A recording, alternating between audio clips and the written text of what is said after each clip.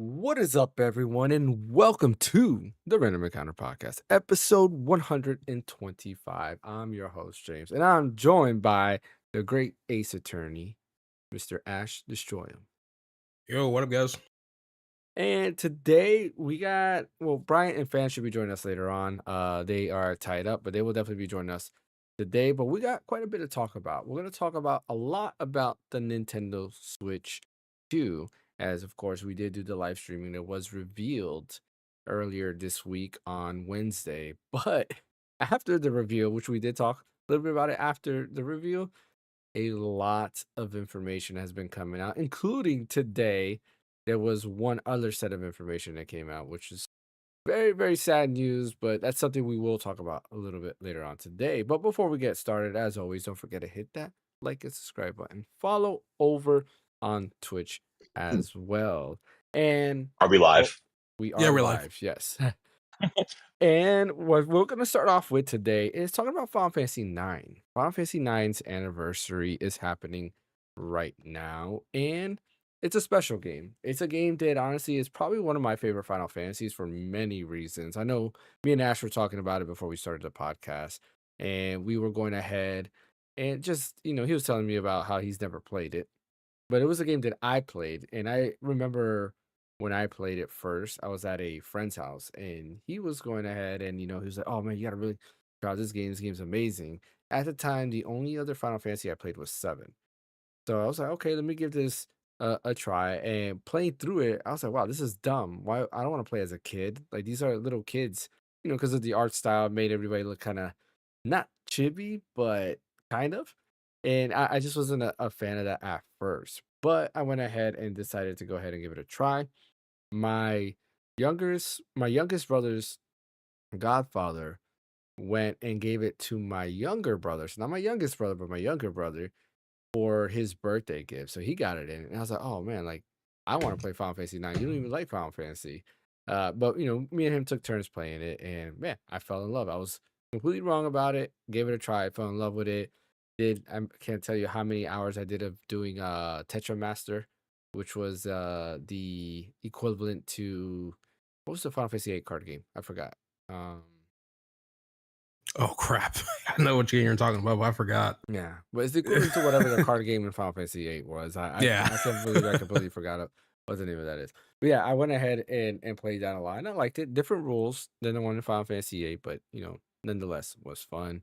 The cast was great. Just a lot of memorable moments. Like the opening in the forest is a very memorable moment. Till this day, sticks with me, and I'll never forget. I was like, man, I really want to say blank. I want to say blank. I want to say blank, and of course, something happens later on. Yeah, which is kind of cool. But a lot of things about it was great. You had basically Super Saiyan 4 Daima version before Super Saiyan 4 Daima came out, which was basically Zidane turning into, you had like the fur comes out on him and he has the same, like, I don't know what we call it, red or pink color that Super Saiyan 4 Daima had. So that was kind of cool. And yeah, like it was a great game nonetheless. I own it right now on PC. There is a mod to make everything 4K, but not only that, they expand everything to widescreen too. Not everything is done, but they redid some of the art and kind of like expanded it so it looks great in widescreen. Not every zone is like that, but nonetheless, the textures are great. They remastered the music. No offense to like the people who remastered the music. I just wasn't a fan of how it sounded with the remastered soundtrack. I prefer just the OG PS1 soundtrack. It's just, I don't know, very nostalgic when it comes to that. But yeah, like great game, great game. Welcome fan. We were just talking about Final Fantasy 9. Have you played Final Fantasy 9? Oh man, it's a long time ago. Long time ago? Yeah, what was your Yeah. first experience playing it? Like, where were you when you first played it? Um, I mean, it kind like because the main character is basically like a Saiyan, kind of, because he had the tail and he can kind of like become like a monkey, like a So it was like during that time, like that time period, like Dragon Ball Z was a big thing, and then I was still playing JRPGs because I was just coming off of Final Fantasy VIII, so like it was just kind of a nice mesh between the two. You see, and you heard Oh, what's that up? You heard that there, like, it's funny, I'm laughing because right before you came in, I was just talking about how he turns, like, Super Saiyan 4 Daima, Oh. versus yeah, before that actually Yeah. happened, so it's like, that was the main thing that I remember because I remember his transformation, like, "Oh, it's Super Saiyan 4, like, this is awesome." But yeah, like you mentioned, like, Dragon Ball Z was huge at that time when it came out, it released 2000, right? If I'm not mistaken, I think? Yeah, I Yeah, I think think it so. was 2000 when it came out. Yeah, because it's 25-year anniversary right now. So yeah, 2000. Um, yeah, great game, great game. You got to try it on, Ash. Like whenever you get Oh a yeah, chance, definitely pick no, it up. I'm already sold on getting the game because, like I said before, I was watching a YouTuber or an OG YouTuber that's been Yeah. doing reviews since the beginning of YouTube named Some Call Me Johnny, and Hmm. he did extremely well done review of Final Fantasy 9. If anything, I'm gonna send you that link of it so that way you can enjoy it yourself, Yeah. especially you've already played it. Man, it's just minus the spoiler stuff that he talked about because he was so nice enough to provide a timestamp to skip all the story spoilers Hmm. to straight into the combat and exploration. And I was just like enamored about on what this game had and stuff compared Yeah. to other Final Fantasy. So I'm definitely going to be giving that a shot later on. Hmm. It's just when that's Yeah. which is the real question. So Yeah. What about bless you. you, Brian? When was the first time you played Final Fantasy 9? Like, what's your first memory of you playing Final Fantasy 9?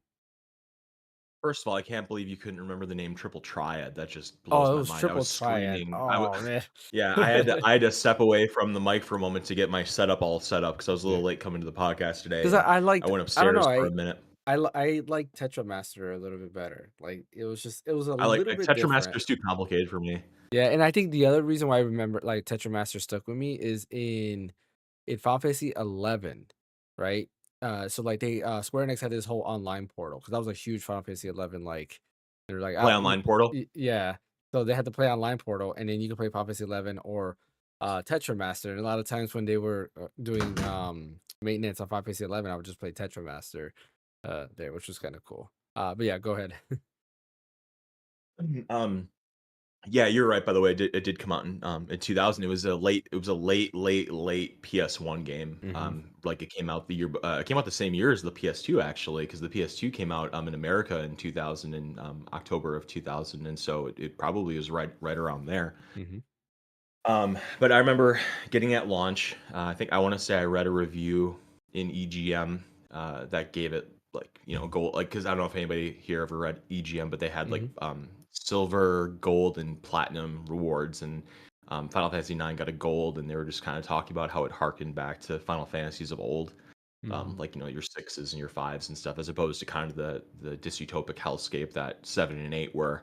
Less so 8, like it was more like steampunk esque Yeah. kind of stuff, but like they weren't like there weren't the whims. There was no whimsy in 7 or 8 at all. Pretty much, it Mm. was mostly just very dark and adult and mature, and teenagers being used as like a private military corporation, and mercenaries trying to save the planet from Shinra, and just lots of Hmm. really dark themes. And then you get 9, and nine has some dark themes to it, like the Yeah. existential stuff with Vivi, Yeah. the depression, the lonely. You're not alone with Zidane, Garnet wanting to not to follow in the footsteps of being a princess, realizing that her mom is out of her mind.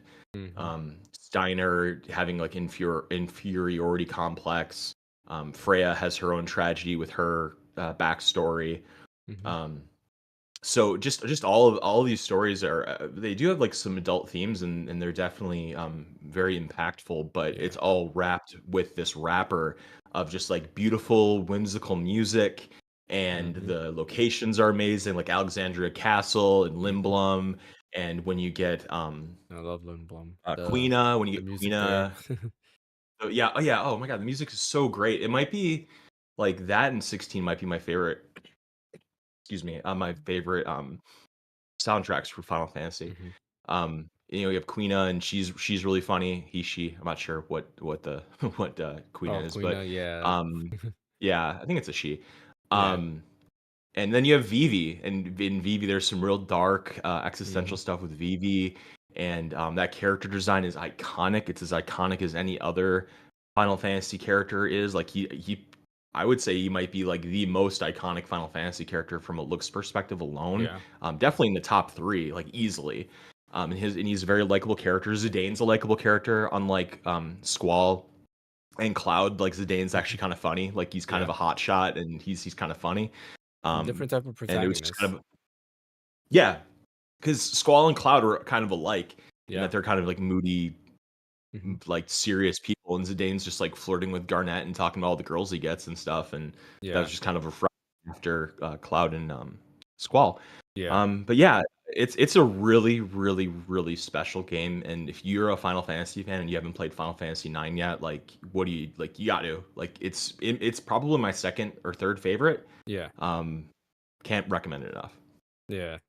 No, I agree with you when it comes to that. Like, nine is definitely up there with my favorites. Like, I mean, almost every Final Fantasy game is good. It's kind of hard to say. I go back to 10 be my favorite because I like But 9 10. is so good. Nine is so good. Like the story beats it takes you. The ride it takes you. Like people we always talk about rides of stories being a ride, but this is literally the roller coaster ride because you got highs and you got really low. And like you said, like in the beginning, you're like, man, I can't take these characters serious. But then as you progress, you're like, oh wow, like it's pretty dark in the back end of it. What's her name?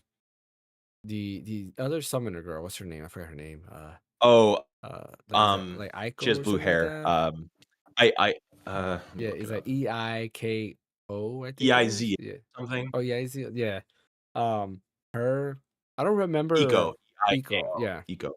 I don't remember Red's story. Like I forgot about him. I just know I had him in my party because he was cool. Yeah.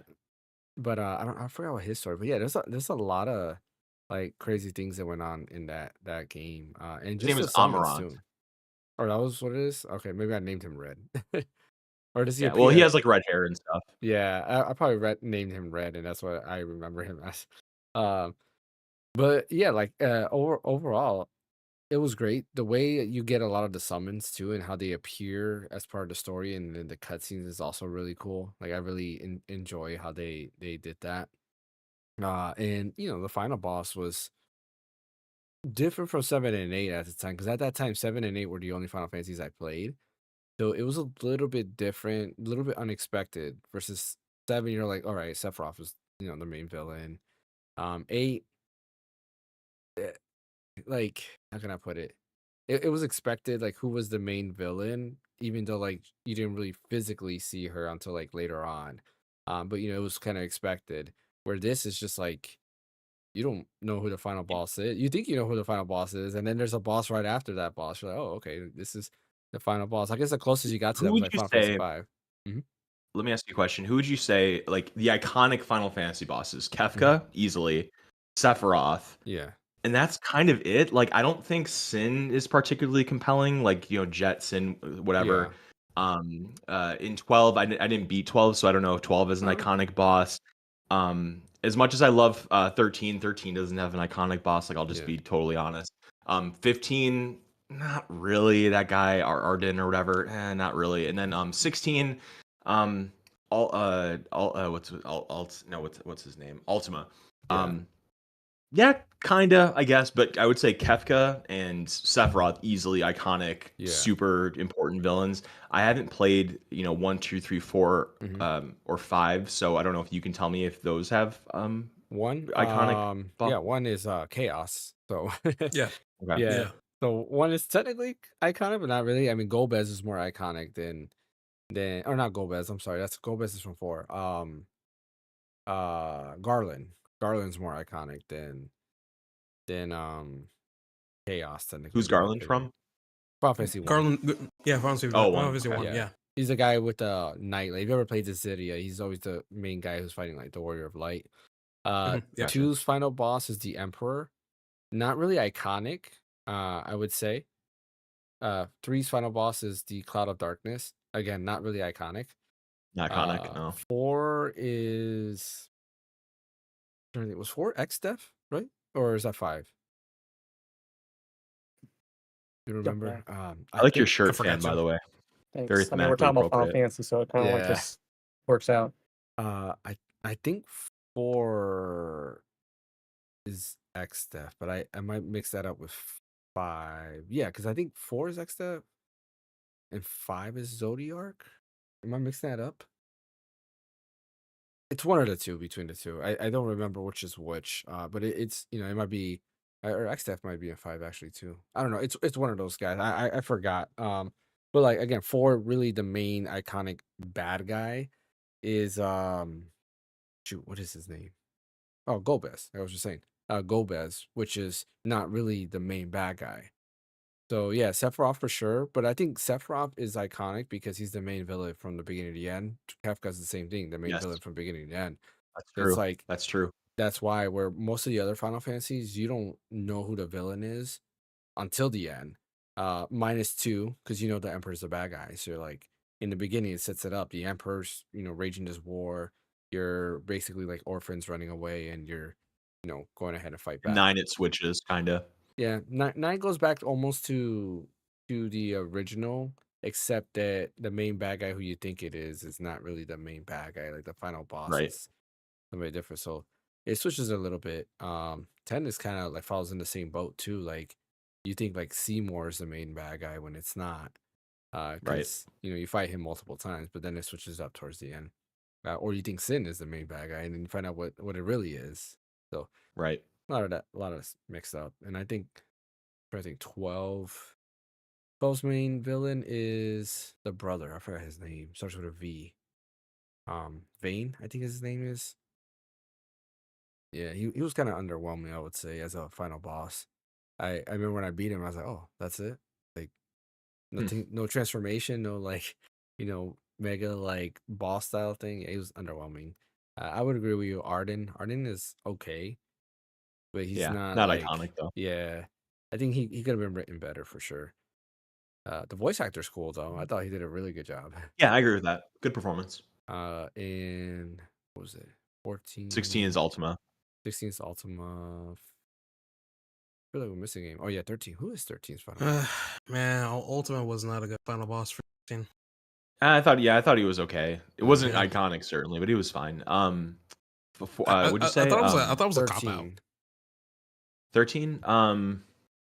Does it It start was with like a like B? Bartholomew or Yeah. something. Yeah, Yeah, some it was weird whatever. thing. Yeah, 13 was kind of that's 13. That's the only thing you're gonna get me to say bad about 13 is yes, there's no iconic main villain. That is true. Mhm. Yes, there's some lore dumps. Yes, there's some exposition. Yes, some of the dialogue maybe a little hammy, but the music, the combat Music's sick, system, yeah. the aesthetic. Bro, I The- just don't like Hope. He ruined the game. I'm sorry. Yeah, again, there's some hammy stuff. Like that's fine, but Lightning mind alone, Hope. I love Lightning. Yeah, I love I like too. Lightning because she is like the first protagonist, maybe since like Final Fantasy 1, because it was so technologically like not feasible to make it where the main character didn't have a love story, especially if she was a female without a love Yeah. story too. Like she had no interest in anybody. She just wanted to save her sister, and I think that's rad because Yeah, 2 didn't you have have a love 7. story either. What'd you say? 2 didn't have a love story either. Yeah, but that's what I'm saying. Like, the technology really wasn't there yet, but like 6 had a love story, kinda. 7 and did, 8 did, 9 did, 10 did, 12 I think did, and 13 did too, but it was Snow and Sarah, and that's pretty much. Actually, And I you're guess right. to a lesser 12 extent, didn't have a Neil love and Fang. story. I mean, Okay, technically speaking, Vaughn and Vanilla, Penelo, yeah, technically done, but they weren't really like the main cast. Like a lot of people like to say, yeah, right? Vaughn's the main character because that's who you play as. But technically Not really, speaking, he's not. It's really right? Ash, right? She's the one that you're following through, and it's really her story with Balthier and Bosch being like the main 2 side heroes, I guess you can say. Um, I like to argue that, to an extent, Bosch might be even the main character because you start off with him and you kind of see things, because then the next main story beat you get is rescuing him, and you kind of see things through that way. But like, really, what I liked about 12, and a lot of people hate it, but I like about it is you're kind of like from the outside in, like you're the outsider Mhm. seeing these guys do stuff, and you're just tagging along because you just don't want to be where you were. And I kind of like that story because like really the main characters, the majority of the voice dialogue is Balthier, Bosch, and Ash. Like all three of them really just talking nonstop, and Fran as well. Um, but yeah, that's me. But yeah, I agree. Like a lot of them didn't have love stories. 10 was really a Did love story. absolutely. Yeah, Yeah. 9 too was really heavily love Yep. story. I guess 8 as Eight's theme well. was love. Yeah, that's true. Absolutely, its main theme was Yeah, love. It's Squall embracing Renault. or no, 100%. That's a love yeah. story. I mean, yeah, I guess it starts off that way because I'm thinking like since the beginning, but yeah, it does. 7, yeah, I mean, you have the technically love triangle, right? Triangle. Yep. What else? 11, 12, see, 13. Yeah, you're right. 13. Well, Yep. technically Snow it's and Snow and Snow and Sarah. Sarah. Yeah. Yep. 14, skip. 15 15, is, of 15 's course, so weak between Luna Freya and yeah, Noctis. It's so weak, but it's yeah, there technically. yep. And then 16, of course, Jill and what's his name? Fantastic. Yeah. Jill and Clive. Fantastic Mhm. love story. Not gonna. Nah, even Ash agrees with me. Thank you. There are some gripes with it, obviously. I do have, but Mhm. we'll save You were it for good. You were good another with time. you were good with the symbol. That was fine. That just okay. Yeah, let's stop right there. put a Oh pin in man. it. Right. But yeah, Final Fantasy 9, definitely, if you haven't played it already, I highly recommend it. It is definitely one of the, all the Final Fantasy are really good and they're all well worth playing. But 9 is probably, the peak and the last of It's S Sakaguchi's tier. game. So, he went out with a bang and rightfully so, and I think Zidane is so iconic that he was in Fantasian, technically, right? Not really him, but the character that's in Fantasia, I forgot what his name is literally Zidane. He has the same weapon. He's a thief. He has all these makeshift abilities and stuff like that. It's like it's Zidane. Like his hairstyle is the same. Like he has the long hair with the ponytail and stuff like that. He's a younger kid, so yeah, can't argue with that. He's pretty cool. And now that his weapons were cool. This was like the first The Final daggers. Fantasy that I could think of. Yeah, he had the daggers, and then you can get it where they're like put together, and he Oh, has cool. that. Yeah, I always liked that in what's it Like called? Darth Maul.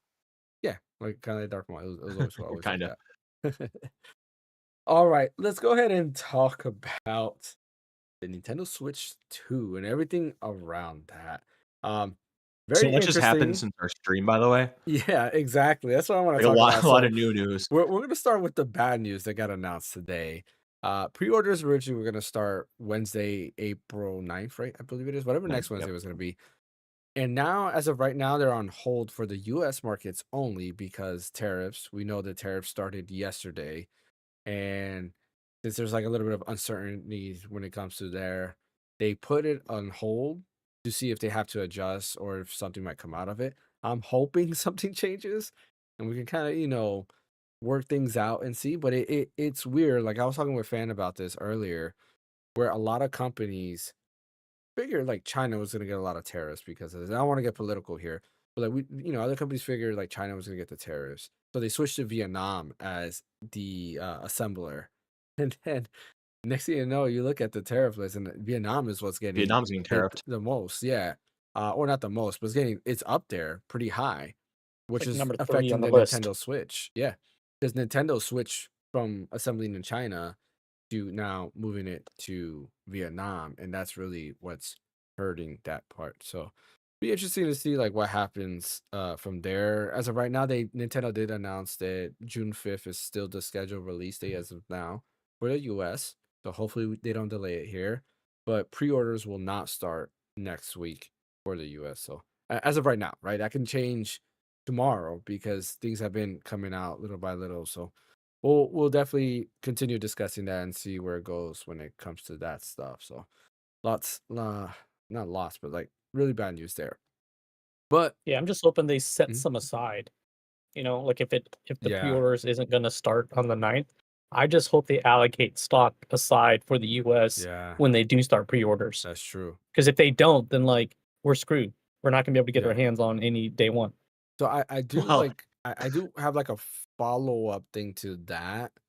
I want to save it for later because there's the Switch 2 itself have mixed reactions, right? It's funny because when we were talking about it, we thought the price was good. Like, price $450 for the console, $500 with the Mario bundle. Well, like, yeah, I think for all the upgrades it's getting, it's worth it. But the reception online is a little bit different. Like, it's very mixed. A lot of people are upset it is $450, which in my opinion, I'm like, they're comparing it to the Steam Deck. From what we could see, it looks like it might be more powerful than the Steam Deck. And It of course, is. you have the dock and everything like that. And it's like, for it to be more powerful at only $450, I think it's a good, it's a steal in my opinion. Yeah, And the Steam Deck's what, $399? $399 for the cheapest model. Well, yeah. Yeah. Which one you're comparing? Because I'm typically comparing it to the OLED Steam Deck. Yeah. If I mean, anything, well, no, if you like- because I know a good amount of people were complaining about the OLED screen not being there on the Switch 2, Yeah. but like that's why I always compare the Switch 2 to the Steam Deck OLED, because I think that one also has a slightly better battery. Yeah. Along with the OLED screen and stuff. And at that point, I still think the Switch 2 is still better than the Steam Deck OLED, regardless if the screen is not OLED or not on the Switch 2, Yeah. No, I agree with you 100% when it comes to that. And I think that's the thing. Like, there's a lot of misinformation. I always say this a lot. Don't jump into the hype. Before you take somebody's word, research it yourself, right? Don't just take somebody's word. There's a lot of people complaining like, oh, Nintendo's trying to sell you an $80 game digital and $90 game physical, but we've already confirmed that games, at least in the US, both physical and digital, are $80. I mean, mainly like Breath of the Wild, Tears of the Kingdom, Switch Enhanced Edition, Mario Kart World, and I think Metroid Prime 4 was also $80. Those games were both physical and digital, $80. Where Europe is a little bit different. It's $80 digital and $90 or pounds, whatever they have, euros, I guess. Physical over there, and I think Canada also has that. But those are different markets. So yeah, it sucks that that's the case for over there. I'm curious to what's the reason behind that and why it's that way. At least in the US as of now, it's $80 both digital and physical. The other thing that's some misinformation out there is the game key card, which I almost thought the same thing. I had mentioned that because Bryant brought a post right after we ended the stream and showed the game key card. I was like, oh well, when I first read it real quick, I was like, oh well, rest in peace, physical games, because it's all digital games on the card.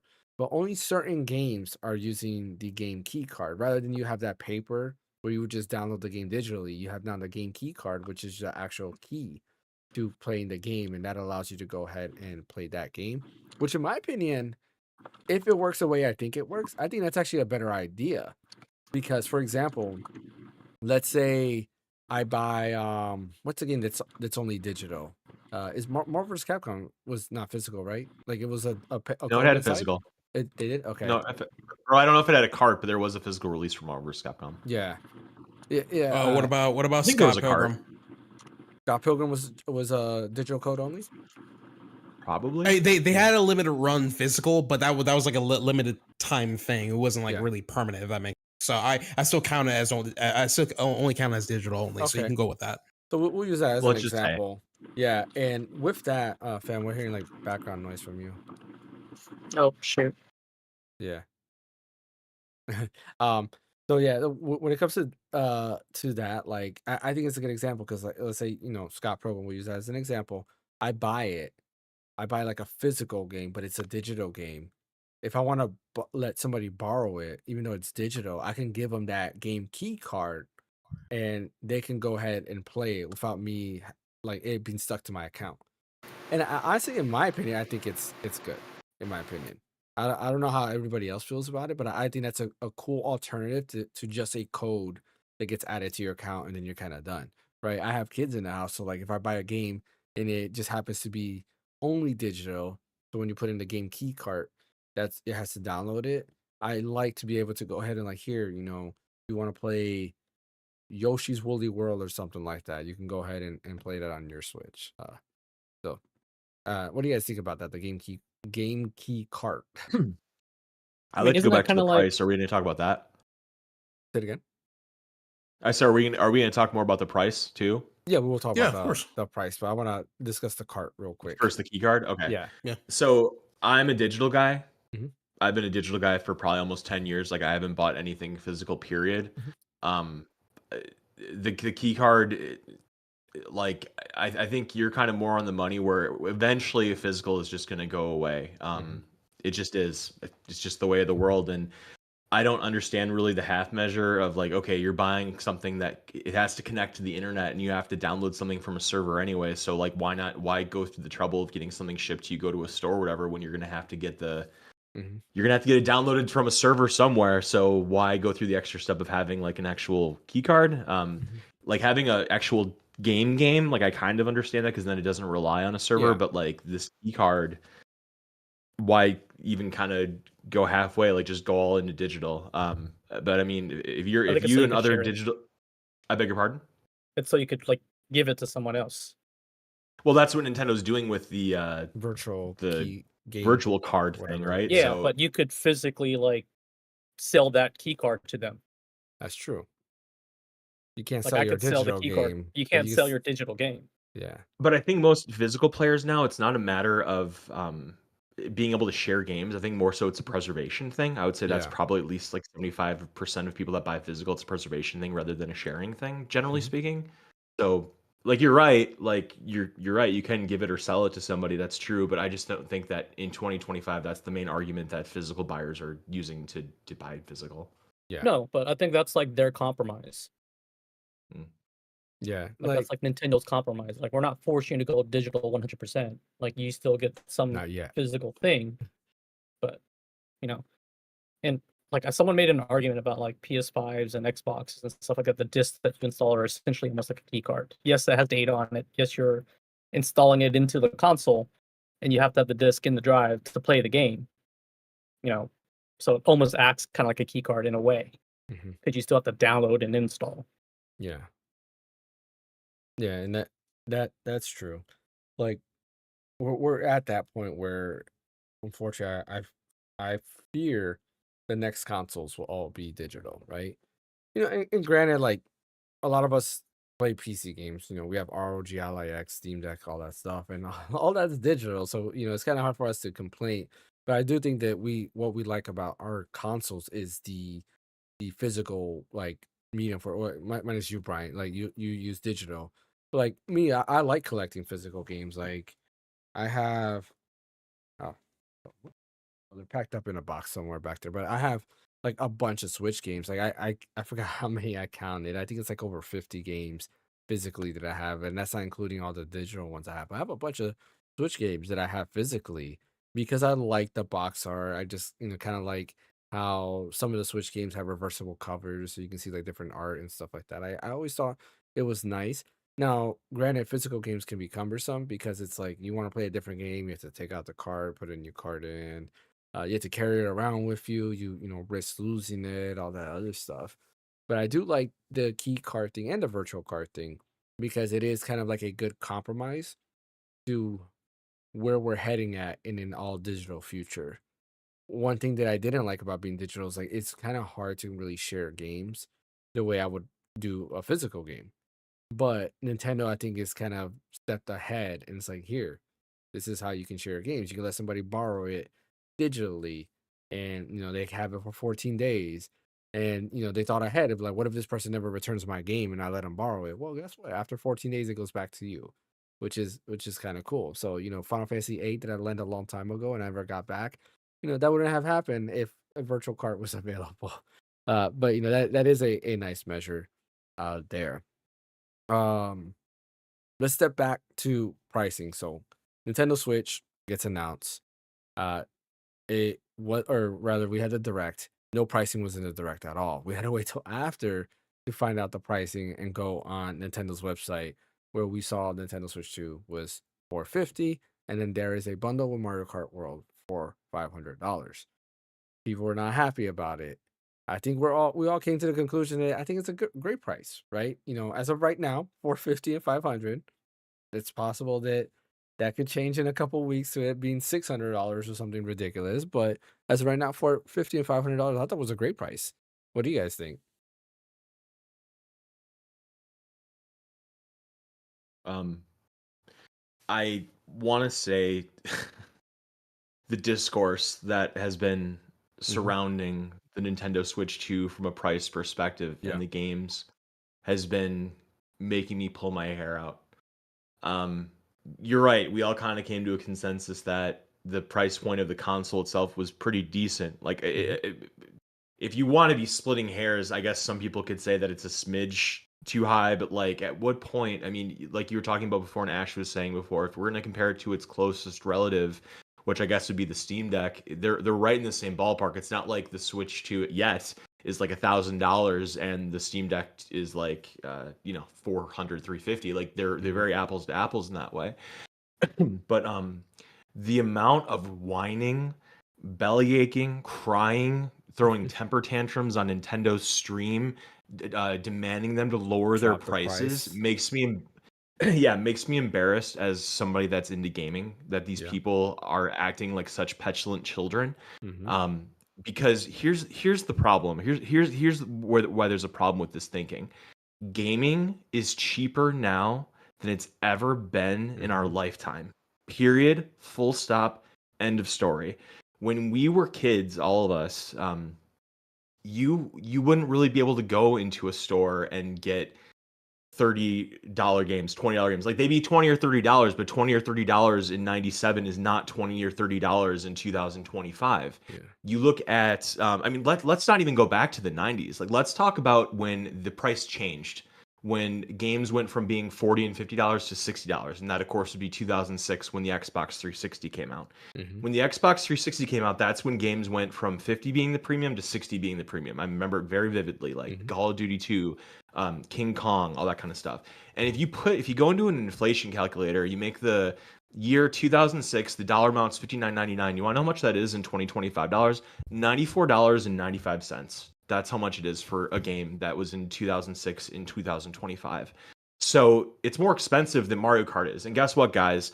Game development has not gotten cheaper in 20 years. It has not gotten cheaper. It has gotten more expensive because of 4K and HD gaming and development.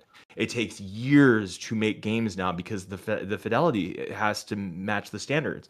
So, and if you want to talk to me about how the price of living has gone up and the cost of or rather wage stagnation in 20 years, like I'm with you 100%. I get it. Like the cost of living and stagnating wages, it's a problem. Like I wish you would keep up, but it's not Nintendo's fault that it hasn't. Like we can't lay this at Nintendo's feet. They have a fiduciary responsibility to make money for their investors, and if they want to charge $80 for Mario Kart, they can charge $80 for Mario Kart. If they want to charge $30 for this, $60 for that, it is their right. And I'm not one to defend companies. I'm not. Like, I will say 100% if Nintendo or any company has bad business practices. I'm not like one of these guys with like ripping the shirt off and it has like a big Nintendo, a big N tattoo on my chest or something. Like, I'll call a company out. Right, yeah, like you, but not a shirt, like actually tattooed. Like I will call a company out for shitty practices. So this isn't like if you see on Twitter sometimes there's memes of people that are like big fat dudes like crying saying like don't talk about Nintendo and stuff. Yeah. And it's like no, you guys we're not being petulant children here. We're the ones that realize the reality of the world in 2025, the economic realities. Companies have to make money and customers are paying for it. The Switch 2, regardless of the minuscule online complaining about the price, it's going to sell like crazy. I really hope that Nintendo's safeguards in place to prevent scalping and to make sure that everybody can get one are true, and that they're going to fulfill with as much demand, as much supply as the demand says.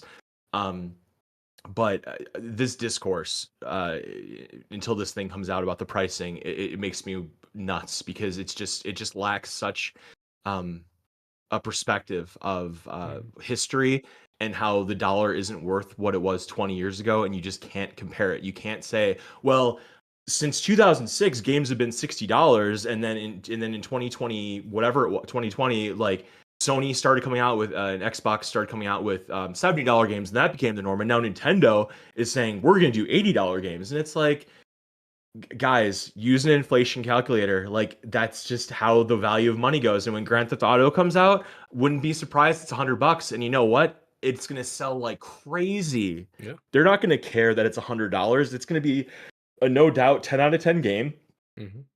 It's gonna be huge, and the amount of development, the cost of that thing when it's $1 billion. I bet it's $1 billion game easily to make that thing easily because it's gonna make billions in profit.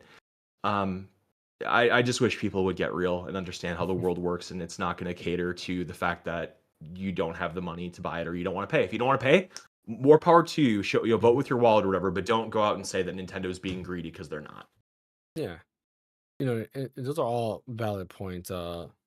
Before I add to that, does anybody else have anything to add to it? No, he makes, a good argument. I mean, I was looking at I found like an article on IGN about like the cost of like consoles and stuff like that, and the Switch 2 isn't even Nintendo's most expensive console No, if you add it's right. inflation. It's right. It's pretty reasonable if you compare it to any other console they've ever released. It's Wasn't just it like the N64 more expensive? No, it's the NES. Oh, okay.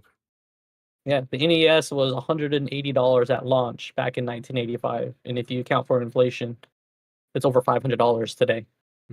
right. And see, that's what I'm saying. Like, that's why I'm saying gaming is cheaper now than it ever has been. Never mind the sticker. The sticker is worthless. You have to go back all the way to when the dollar was worth more. And yeah, it's $60 in 2006. It's not the same as $60 in 2025. It's just not. Yeah. What about you, Ash? Anything to add to it? I'm listening to everyone's like responses, and I'll get my response later on. Yeah, so I was just gonna add to it, like you hit it right on the money, Bryant, because it goes back to what I said, like don't jump into something without realizing like all angles, right? You should never judge a decision by something like that. And there's more to it too. Like they gotta pay their developers too, right? If you still are doing $60 games, your developers are gonna be underpaid, but they're expected to do a lot more. And granted, there's a lot of companies that do that. They pay their employees less, but add more responsibility to them.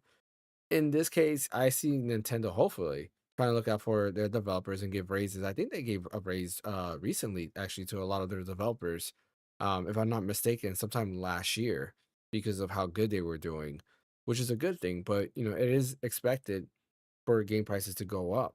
Everything around us has gone up in the last 20 years, right? I usually 20 years or 19 years technically because we base it off the Xbox 360, but housing has gone up, food, groceries, all that stuff has gone up, gas has gone up, you name it, everything has gone up in pricing, but video games has stood the same price for almost 20 years. And it was, a matter of, sooner rather than later that was going to change, right? $70 for PS5 was there, and I'm pretty sure they wanted to do 80, but they're deciding to cut it at a Absolutely. loss. Because they just weren't sure if people were going to go ahead and go with it. Not only that, the pandemic was there, so there's a lot more uncertainty at that time where they're like, well, I don't think we can really pick and choose. So 70s that kind of that middle ground. But I'm pretty sure they wanted to do $80. Um, there is that hope that a lot of people are hoping for it to drop by at least $10. Wouldn't be the first time they did that with Nintendo 3DS. They wanted the games to be $50, but then they lowered it to $40. If you remember, Resident Evil Revelations was announced as a $50 game, and then they lowered it to $40 because they said the development just was more expensive around it. They develop it in kind of like the Wii mindset, which Wii games were $50, but then of course they changed it there, and that it makes sense. I think that game And pricing James, is what's up. $80 Hmm. still kind of too cheap. If you're talking about Yeah, like thing growth keeping up and everything, it's yeah, still $80 is yeah, still too cheap for what you're getting and how much the game development yeah, costs and everything. Like I'm glad that they didn't go any higher than 70 or 80, yeah, but like if we're talking growth going with growth and yeah. inflation and all that kind of stuff growing together, games probably should be at least $100 a Hmm. shot, but the companies are probably subsidizing a lot of that to make sure that their platforms continue to grow and people buy games and they do Yeah. in-app purchases and your Overwatches and your uh what do you call it that Your I can't think of it, microtransactions. Genshin Impact, Yeah. Genshin Okay. Impact and all The that kind of gotchas. stuff. Yeah. All the The guys, gotcha, yeah, the free to exactly. play games, right? Yeah. And there's a lot, especially in today's age. Like they're fighting against free to play games because the younger generation, where they come out playing Roblox, right? My kids, they play more Roblox than any other console out there, which it sucks. I try to get them off of that, but that's their thing. They like Roblox and different generation. But for what they're putting at and what we can see like with Mario Kart World and stuff like that, it is interesting. Which we'll talk about a little bit later. But there's some cool stuff that they showed in the Nintendo Treehouse Live that I really enjoyed there. Um, but one thing I do give props to Nintendo is in Japan they have a specific SKU for Japanese audience that is region locked. And of course, people are going ahead and take that out of context, like, oh, Nintendo's going back to region lock, blah blah blah.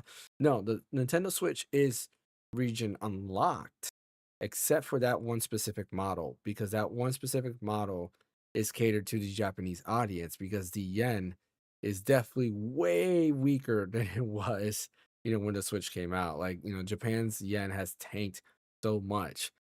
So they kind of like are eating the cost with this, but they wanted to make it affordable for the Japanese audience. And of course, when you go ahead and translate how much yen that is to US dollars, it comes out to about $330. And people are upset at that. But to me, I get it, right? Nintendo is a Japanese company. Japan is very good about looking out after themselves. So I understand that aspect of it. I think it's pretty cool. But if you go with the one that's bundled with Mario Kart, that is the unlocked version. And when you translate the amount of money, it comes out to $500 as well. So there are two separate models that Japan is selling. Just one of them happens to be region locked, and that is the cheaper model. And I'm pretty sure Oh, that's yeah. so that, us Americans don't go ahead and buy that model, and then Japan can't buy, any of those models. But you Which also have to have a makes Nintendo sense. account, a Japan Nintendo True, you account need, yeah, to you buy do it need a too. Japanese Nintendo account as well, Yeah. which I do have one. So technically I speaking, mean, I and they do can that. get that. Yeah. Yeah. But I don't have a Japanese like credit card or address. I forgot. I did put an address. I think I did like Google search some random address and put it in there so I can get that Nintendo account. But yeah, I think like the outrage, I see it more on the games than the console itself. If you're complaining about $450 for a Switch, man, like I don't know what to say, man. You must be a type of person who just wants everything for free, and unfortunately, life is not that way. You can't get everything for free. If you want a good product, you're gonna pay, and that's just how it is, right? A Steam Deck, it being as cheap as is actually pretty amazing for it to be $400. Because I'm sure Valve wanted it to be higher, but they were afraid it wouldn't sell as much. And then now you have things like the ROG Ally X that's $800 that is, selling MSI claws. You have all these portable PCs that are around $800. So, granted, Just looked it up. mhm, In 2017 when the Switch came out, it was $299.99. mhm. With inflation, that's $390.51. So nearly $400. So the Switch 2, the base model is $450. You mean to tell me there isn't $50 worth of new technology built into that thing to improve it? Get Yeah, real. Get a mhm. break. Give me a break. Grow up. Yeah, exactly. 100% agree with you. Ash, any thoughts? Okay. So for starters, I 100% agree with the Switch 2 console being 450. That's completely fine with me, but I don't really agree necessarily with the pricing of the games at all. I'm never going to see I'm never going to envision a Switch 2 game being priced at $80, mainly because it's all about how you value at the game by the end of the day as a gamer myself. And I would say that been playing a good amount of games, especially when it comes to the indie side of things, and when it comes to like the overall quality and experience that you're getting from each game, some games may be worth more than other games, based on your view of things. Like for example, mouthwashing. That's a 3-hour game, of course, and I paid $12 for it. But shit, I feel like that game is worth $60 because the amount of like meaning and a lot of things they tackled in an extremely creative way with psychological horror. I could say it's $60, but that doesn't mean it's $60. And with Marker World, I'm sorry that even though if you use an inflation calculator, despite that, there's no way in hell that game should be $80 whatsoever. I'm sorry. And the thing, and for the minimum $50, which is why they did the whole bundle with the Switch 2 in the game. I feel like that's the actual true value of the game, but instead they just want to just hike that stuff up. Listen, and the other thing too, which bothers me a lot, which like I never gave this much thought about this, but why in the heck are they going to make their tech demo $20 for the Switch 2? I thought it was That 10. I thought it was 9. No, Yeah, I it's thought it supposed was to be 10 $10 or too. less. Yeah. Yeah. It still should have came with the console. I regardless. agree. Everyone agrees on that. The PS5 had Astro's Astro. Playroom for free as a platformer. Like, Did you it's hear just- about that story that came out about with how Reggie? Yes. Yeah. Yes. What My story? God. Like, What's the listen, when he's the one who suggested that Wii Sports should be included with the Wii, because Nintendo of Japan at the time did not want to do that, but he was fighting They want hard to for charge that. for it. And guess what? It worked out tremendously. Absolutely. Yeah. Absolutely. And the thing is, and listen, we can't get everything for free. But sometimes having things a bit cheaper and having the certain things that come with the console really pays off big time. And I can use several examples like Wii Sports. People will rave about the music from that damn game. And if you don't believe me, look up a TikTok reel, for Christ's sakes. Like we all agree. Yeah, because it's cheap. It should be free. When you have certain things cheaper and sometimes free, you give more gamers more access to your stuff. Not everything needs to be high in prices, not whatsoever. And You know what though? what's up? Nintendo. Now that I think about it, Nintendo World wasn't free, was it? Nintendo. Yeah, it didn't wasn't free, that- and Yeah. it wasn't free. And the thing is that like it's just Nintendo Land, you talking about? yeah, Nintendo Land was it free. Nintendo Land. No, The Wii U it was thing. free. It was free. It was free No, with it the came Wii with- Deluxe. It came Yeah, it with came Wii with Wii U Deluxe. Deluxe, but that was a separate SKU you bought though too. Yes, it was a separate SKU you bought. Mhm. And the thing is that things like that should be incentivized for a customer to purchase something. Like why is this tech demo have to be $10 for the Switch? That makes no. Yeah. And when I looking agree. at this is like It looks cool. It feels like a nothing burger to me. This is literally the worst tech demo I've ever seen in my entire life. I'm not joking. I'm not kidding. Why is this $10? Listen, It should be free. $10 is $10. I get it. We can all afford it. Heck, my sister can afford it with no issues. But listen, that's just pure greed right there. I'm sorry. I get it. I get the whole inflation thing, but hell no.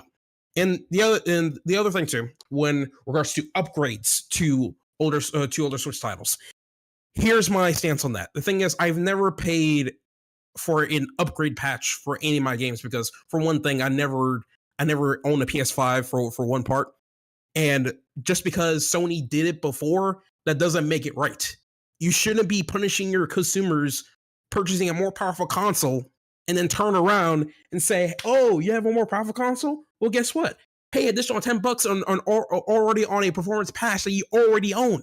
So- That's not there's great. Something That I is do not gotta say good. about that. Something I do got to say about that Likewise. is the upgrade patch. So the Nintendo Switch 2 enhanced games are different from just an updated version of said game, right? There is updates. So like Scarlet and Violet, for example, they're getting a free update to up the performance. But Yes, that is that's just the fine. base game And Link's running Awakening. better. Link's Awakening, that's fine. what's the other one? Echoes of Wisdom. Echoes stuff of like that. Wisdom. The Nintendo Switch 2 enhanced games, they're adding more to it. So it's better graphics fidelity. Like you know, they Tears might have and like Breath. more foliage, like different textures and stuff like More that. content. Yeah, more content. So the Switch 2 enhanced games is more than just higher resolution and higher performance, right? They're not just setting a setting and going from, oh, let's switch it from 720p to 1080p and call it a day. No, they are updating textures, texture quality, adding a lot of foliage and stuff like that. That I Adding do the code agree is with different too. adding it, right? Huh? What was that? The What'd you code is say? different too. Like Yeah. the way a Switch 2 game is programmed is different Mhm. from a Switch 1 game. Correct. It's yeah. Switch 2 is emulating Switch. It's Yeah, not Switch 2 is innately. emulating. Which Right. I'm shocked about that, honestly, if anything. But the thing is, okay, fine. The Switch Enhanced Edition has updated textures, updated foliage, everything. Mhm. That should already come with for free, regardless. Now, if they're adding extra content to it, Mhm. like Kirby Forgotten Land, that part of the DLC, that's fine.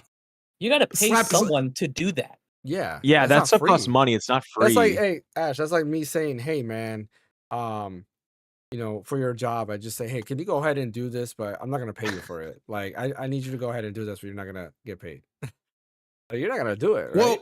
Well, You know this project you just worked on? Hey, we have another computer that needs, but you need to optimize it to make it work on that one. for free But you need to do it off the clock. off the clock. Yeah, you're not gonna do that. Like, Here's the thing. Okay, so I understand what you're coming from, but at the same time, consumers are already paying almost $500 for this system, and you're going to tell them, hey, pay an extra $10 for an upgrade to an already something you already They're owned to different begin things, with. though, yeah, Ash. that's different, Ash. See that. How's it different? How's it different? Because Explain you're to paying that to for me. the system, but you're not paying for the Yeah. upgrade to the game. Like the upgrade to the game is Right. a separate buy, right? It's like buying a house but expecting it to come with food already inside, right? That logic. Um, the thing is, I've already bought a lot of PC games akin to third-party titles already existed on a PS3, 360, and Xbox One, PS4, and so on and so forth. mhm. And for the most part, you're already able to get way better experience, frame That's rate, different, fidelity. though. That's That's different. different, No, though. you still can get updated textures and everything onto the PC version. That's different. Those textures are already built into the game with a wide range of settings. Correct. Okay. Like they're already building that as part of the game. You're asking someone to like, hey, we need you to add more stuff, make this game run better, make it run faster, more, like optimize it, but we don't want you to pay you for your time to do that. Mhm. Now, Ash, one thing I will agree with you on is you remember all those games that came out on Switch that were on Wii U, like Yeah. Mario Kart or whatever. Yeah. The fact that Nintendo and all the games really, Xenoblade wasn't on Wii U, it was on Wii. I mean, almost every game that was on Wii U at this point is on Switch. Captain Toad, whatever, Bayonetta, whatever. The fact that I spent so much money on my Wii U buying those games digitally, that failed console, for Nintendo to re-release them on Switch, and I am expected to pay full dollar for that is crap. That is why I am okay. That is why I am okay with Nintendo releasing these enhanced versions where I'm paying between $10 to $20 to upgrade them with the better textures, the Kirby with the more content, Zelda with the app stuff, and the 60 frames per second. I am thrilled to pay $10 to $20 for the work they put into it to make that the optimal version of the game. Mhm. So I think that we have to kind of give credit where credit's due and be like, if Nintendo were if they're trying to pull the trick, the rabbit out of their hat again and charge a full price for Tears of the Kingdom Breath of the Wild when you own it on Switch already, Yeah. I would be right behind you and have a huge problem with it. But you know what? $10 to $20 for the best version possible game, all the updates, the work that went into it, I will pay that hand over fist all day to have an optimal version of those games. So essentially, you guys are saying that with a whole upgrade deal, which let's say $10 for example, we're essentially paying for remasters for Switch 2. Pretty much. I mean, they're Okay. remasters. If we're looking at it that way, if like you said earlier, James, where we're adding actual textures, adding more foliage, graphics, that's fine by me. But if I don't see any of that, and all they did was just let you run at higher resolution and higher frame rate, and that's it, no. They that's showed it off. It takes work though to optimize that though. That's the thing. It takes work to optimize that. Well, so I don't mind paying for it. Nintendo Treehouse did do it like a side-by-side comparison between the two, and you can see it there. Like the loading times for Tears of the Kingdom or whatever, incredible. It's like so crazy. But like, it's like beyond it's like that, a third right? of the time. I'm looking beyond that because the loading time, you could just say better hardware loads faster, right? Faster CPU allows it to load faster RAM, so forth. Grass textures. They did, great. grass textures. They showed the difference. They showed the difference of frame rate. I forgot what area it was, but you can see the ground, and there are totally different textures there. The foliage in I think it was the Lost Woods Resurrection area. Yeah, the Resurrection Shrine. Yeah, it looks a lot more like fulfilled. In the Lost Woods, there was more like flowers and more grass. And I cannot wait to play it at 60 frames per second. Brain I cannot mechanics, wait to play it. showing puddles hitting the ground. Like there was a some lot ray more tracing stuff. Yeah, they added ray tracing to it and stuff like that. So like, there's fire, a lot more. like the fire mechanics. Metroid Prime 4. Yeah, that's fair. It's just I better see that's that. free. That's all I'm asking. Like if you have Nintendo Switch Online, that's free plus expansion pass. Plus expansion pass. Yeah, plus expansion pass. Yeah, you got to pay $40 a year for it, but yeah, sure. But I'm already paying for it, so for me, it's like basically free. Yeah. So, I mean, In my opinion, I think it's well worth it. If it is like Ash said, like there's no differences, then I get it, right? But Yeah, if that's like I said, if it's just hey, up the resolution, give me for better frame rate. yeah. That needs to be that needs to be free. But But that's for what you what- said, I'll pay for it. I don't care. I'll pay for it. but if is that what you said Mhm. based on like what you saw from the Ten of Trios for Tears of the Kingdom? That's fair. Yeah. That makes sense to me. But like Not for just increased resolution and frame rate. No, Yeah. like that's more rate more. If you want to ask $10 from me, you need to put more into it. You Yeah. know, that's my point of view from it. I can't. And the thing, like, listen, this is I'm probably just coming from the PC side of things for the most part because Mhm. I tend to buy everything PC version, and I with the stuff I have, I can run things at a higher resolution and frame rate, and that's basically all I'm asking. But and even And- then, like I would argue this, like so, like to even put that into like perspective, Dragon Ball Z Kakarot, right? The PS5 version looks better than the PC version. Why? Because the PC version that it has, yes, you can do 4K, you can even do like 8K if your PC technically can do that, but the textures that are in there cap out, and they're still using the same textures that are in PS4. PS5 actually had an updated version that they added more textures, more like flowers, different ray tracing elements, stuff like that that you can't get on PC. So if you play Dragon Ball Z Kakarot on PS5, it actually looks better than the PC version. And there's a few games that had those differences that the PC version just never got that update. Um, which is why I understand that part. Like I said, the games that you're thinking of that are going to be just no differences, just higher resolution and higher frame rate are the Scarlet, Violet, Echoes of Wisdom, Link's Awakening, and so forth. Those are having updates that just patch it so that they run at higher frame rates and higher resolution. They're probably just gonna up the dynamic resolution and that they like uncap it so it can just run at whatever the Switch 2 can run at. It makes me so excited to imagine playing Link's Awakening and Echoes of Wisdom without those frame rate issues because those games deserve to run flawlessly. They're beautiful, they're incredible games, Hopefully but at that 120. slowdown is just awful. Just give me a solid 60 and I'll be happy. 120 nice. is cherry on top. Yeah. But oh 120 my would god, be just cool. imagine those games at 60. Oh, incredible. One last thing I have, it was regarding to the game key cards you were talking about earlier, James. Yeah. Honestly, I'm on the side of Bryant that if you're going to buy a game key card, just buy a digital because I don't really see the point of game key cards other than you can borrow. Like my only issue is that since it's a game key card, like there's going to be a key that's tied to that particular system where it's trying to when they're trying to use that key to authenticate to the server and download the game. Mm-hmm.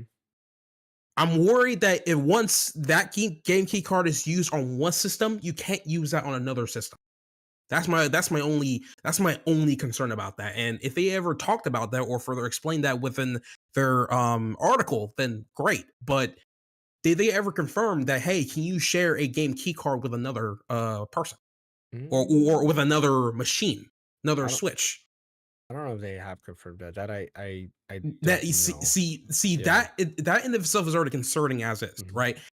So if you can't share that at that point, you might as well just stick with digital and then just go with the route that Nintendo has for you when it comes to sharing virtual game cards and stuff. So if anything, and the other thing too is that the game key card, I hate to be honest, it's kind of be incentivizing laziness when it comes to physical releases. Because for one thing, right, I can already use two examples. Yeah, I can already use two examples. CD Projekt Red was Cyberpunk 2077 Ultimate Edition. It's coming. It's coming to the Switch too, right? and it's coming with everything, including the expansion, all on a 64 gigabyte cartridge, physical. And you literally can plug that. I gotta call in my language. You literally got to plug that stuff into your system, and you can play it right away. And now, of course, they're probably going to give you patches along with that too. But you can play it day one, version 1.0, no issue whatsoever. Meanwhile, we have a certain 11 gigabyte game from Square Enix that's coming out of the hell of the 3DS called Bravely Default. That is only going to be available via the keycard, which I am extremely concerned about. They need to add an option for a physical. Like, there's no reason Square Enix should be opting for a key card. Now, you can get one for a key card or whatever, and also do a physical version of that.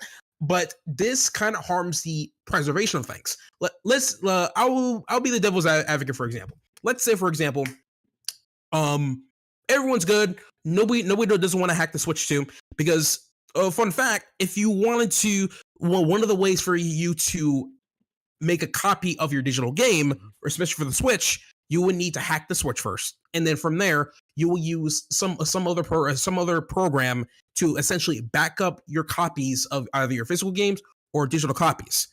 Now, let's say for the Switch 2, the thing never got hacked, never bothered to hack it. Nobody wants to take away from Nintendo, so on and so forth. Now we're at the risk that Bravely Default could be lost forever if none of us actually took the effort to back up that game. That's one issue I have, right? And I had to use this as an example because I love Bravely Default. I still have the physical copy of the game on the 3DS. Perfect. I love it.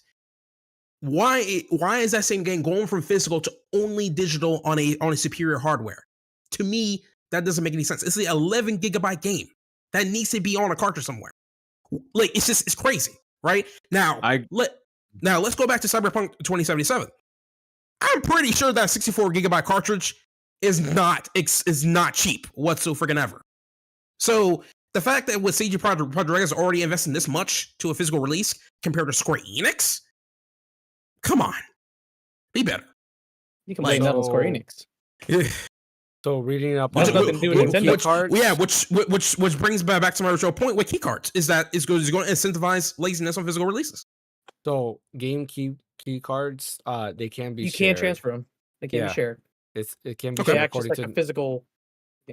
Yep. And you don't need internet to use it.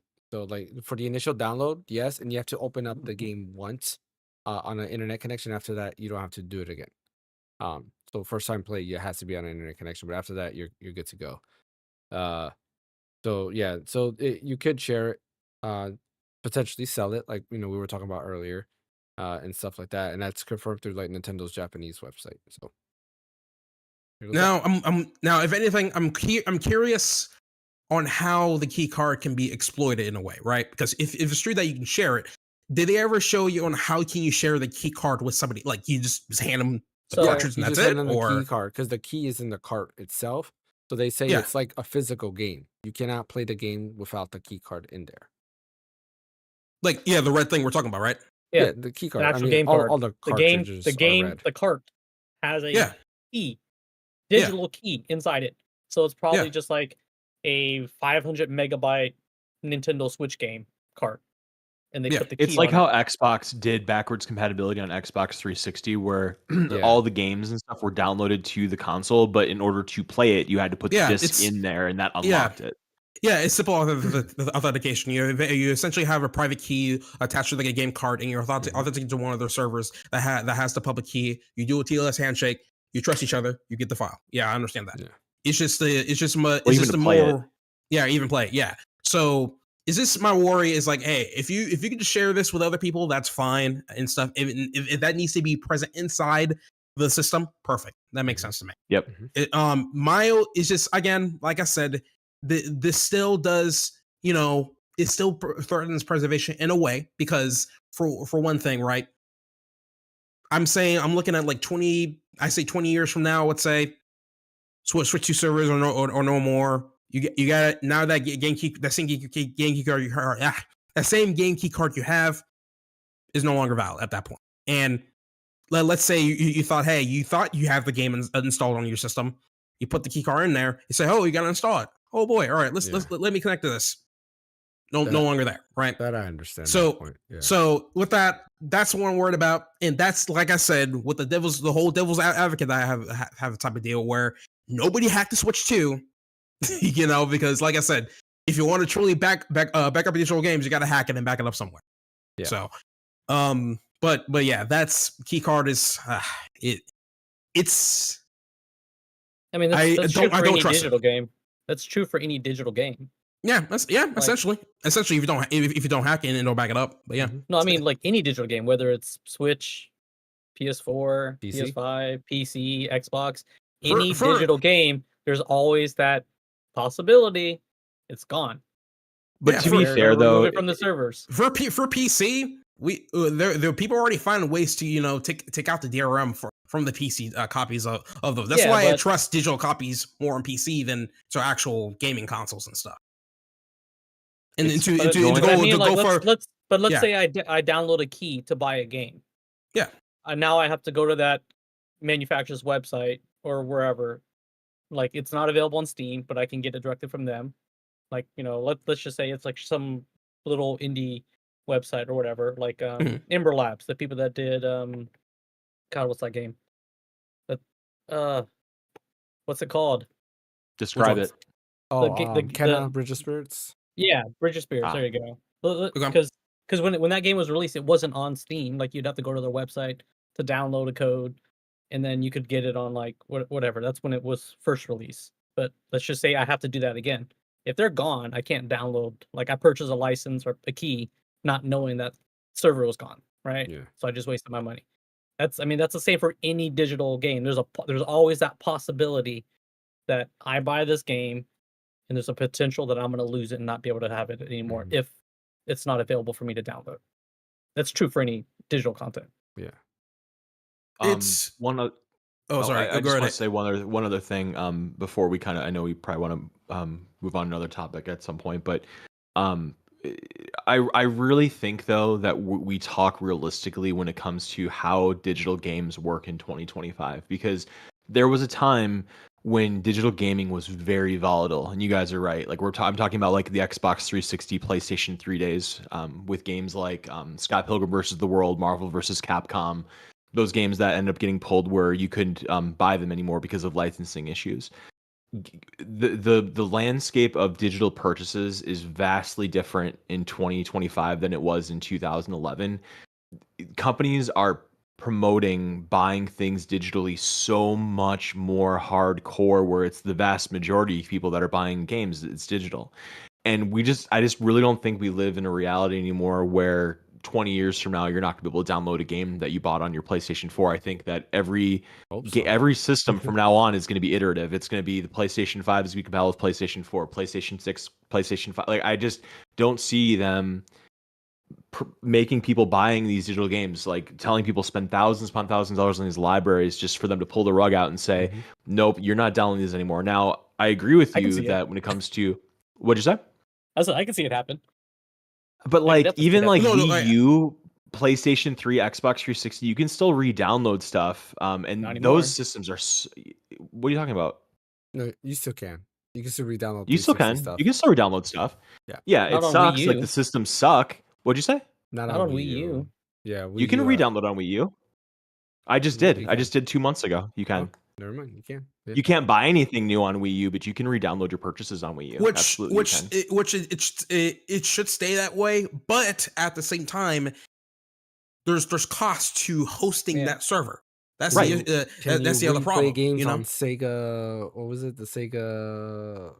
Whatever Mega Man and Wily Wars. Dreamcast, Saturn, 32X, No, Genesis. Mega Man Wily Wars. It was like Sega. Was it like Sega Channel? Right? Was that what it's called? You remember? Maybe. I don't know. Yeah. But I think the Wily Wii Wars. U, the PlayStation 3, and the Xbox 360 is the last generation where physical was the mainstream way to play games. Starting with Xbox One, Switch, and PlayStation 4, that's where digital became the mainstay. And so I think anything that happens to what? I was gonna say, I don't know, like $80 micro SD express card. Kind of up there. It makes me want to do physical. Micro SD express cards are pretty crazy pricey right now because there's. All I'm saying is, I think we need to give credit where credit's due. The digital landscape isn't what it was in 2011. It's just not. It's flat out not. It's not. But that's all I'm saying. You can't say nobody can predict the future, but exactly. No, but that's what there's I'm saying. a lot more important things to worry about you have to than have gaming that 1% in 20 years. Of like, I may not be able to download this game anymore. Hey, listen, I like to believe. There's that 1% chance. Listen, I like to believe you on that, Bryant. It's just for me, I just know like when you give so much trust into like when you put all your eggs into one basket into one thing, and all of a sudden that's gone. Now you're like, now what? right? I So envy people that's the uncertainty they have in life is their ability to re-download the games they bought. Like that's the thing. Like that. I I hope so wish that too. my I listen. I that's really hope that comes to uncertainty. Like fruition. that's the worst thing. Listen, I'm wrong by so many degrees about digital games. Right. I really hope. There's a lot of things I hope I'm wrong about, but let's see what happens. Right. You know. Right. So. Right. Fair enough. Yeah. All right, let's talk about some more stuff that wasn't on the direct, like the technical specs, right? So we kind of like browsed through it after, but we're gonna go ahead and reread the actual specs of this. So much right? stuff dropped after. It's so silly. Like all the And stuff it was they like, left out of that conference. yeah, and it You was see all the stuff I trickling posted? I down. posted like 12 things. Yep, Yeah, exactly. I think it's because like they only had an hour, Mhm. Yeah, and that's they true. didn't want to do like a technical like dump. They should have done like 2 Yeah, They hours. just true. I mean, Yep. that's just me, but But no, fans are right though. They didn't want to have it just turn into like an old school E3 press conference. Like they just wanted to Yeah. get out the most important stuff. So yeah, I'm gonna skip over some things like the weight. Well, I guess it's like I'm gonna skip over that. Who cares about that? Screen size, so 7.9-inch wide color gamut LCD screen, which is good. I predict an 8-inch OLED in the future. You know, Yeah. yeah, he was right. And And people are nine raving about inches that is- screen, by the Is way. it because it was Ash. what the original Switch was James. what 6.2 Mhm. or 6 It point was like something? Yeah, it was like 6.2, I believe it was. Yeah. Yeah, and then the OLED was 7 inches. Yeah. Like the OLED was bigger, so I can see them doing 7.9 for LCD and like we're gonna do a 8-inch OLED. Do a 9-inch OLED. Make it like No, you Ah. got to keep the same body style. yeah, They have we can enough still do of it. 9-inch. bezel.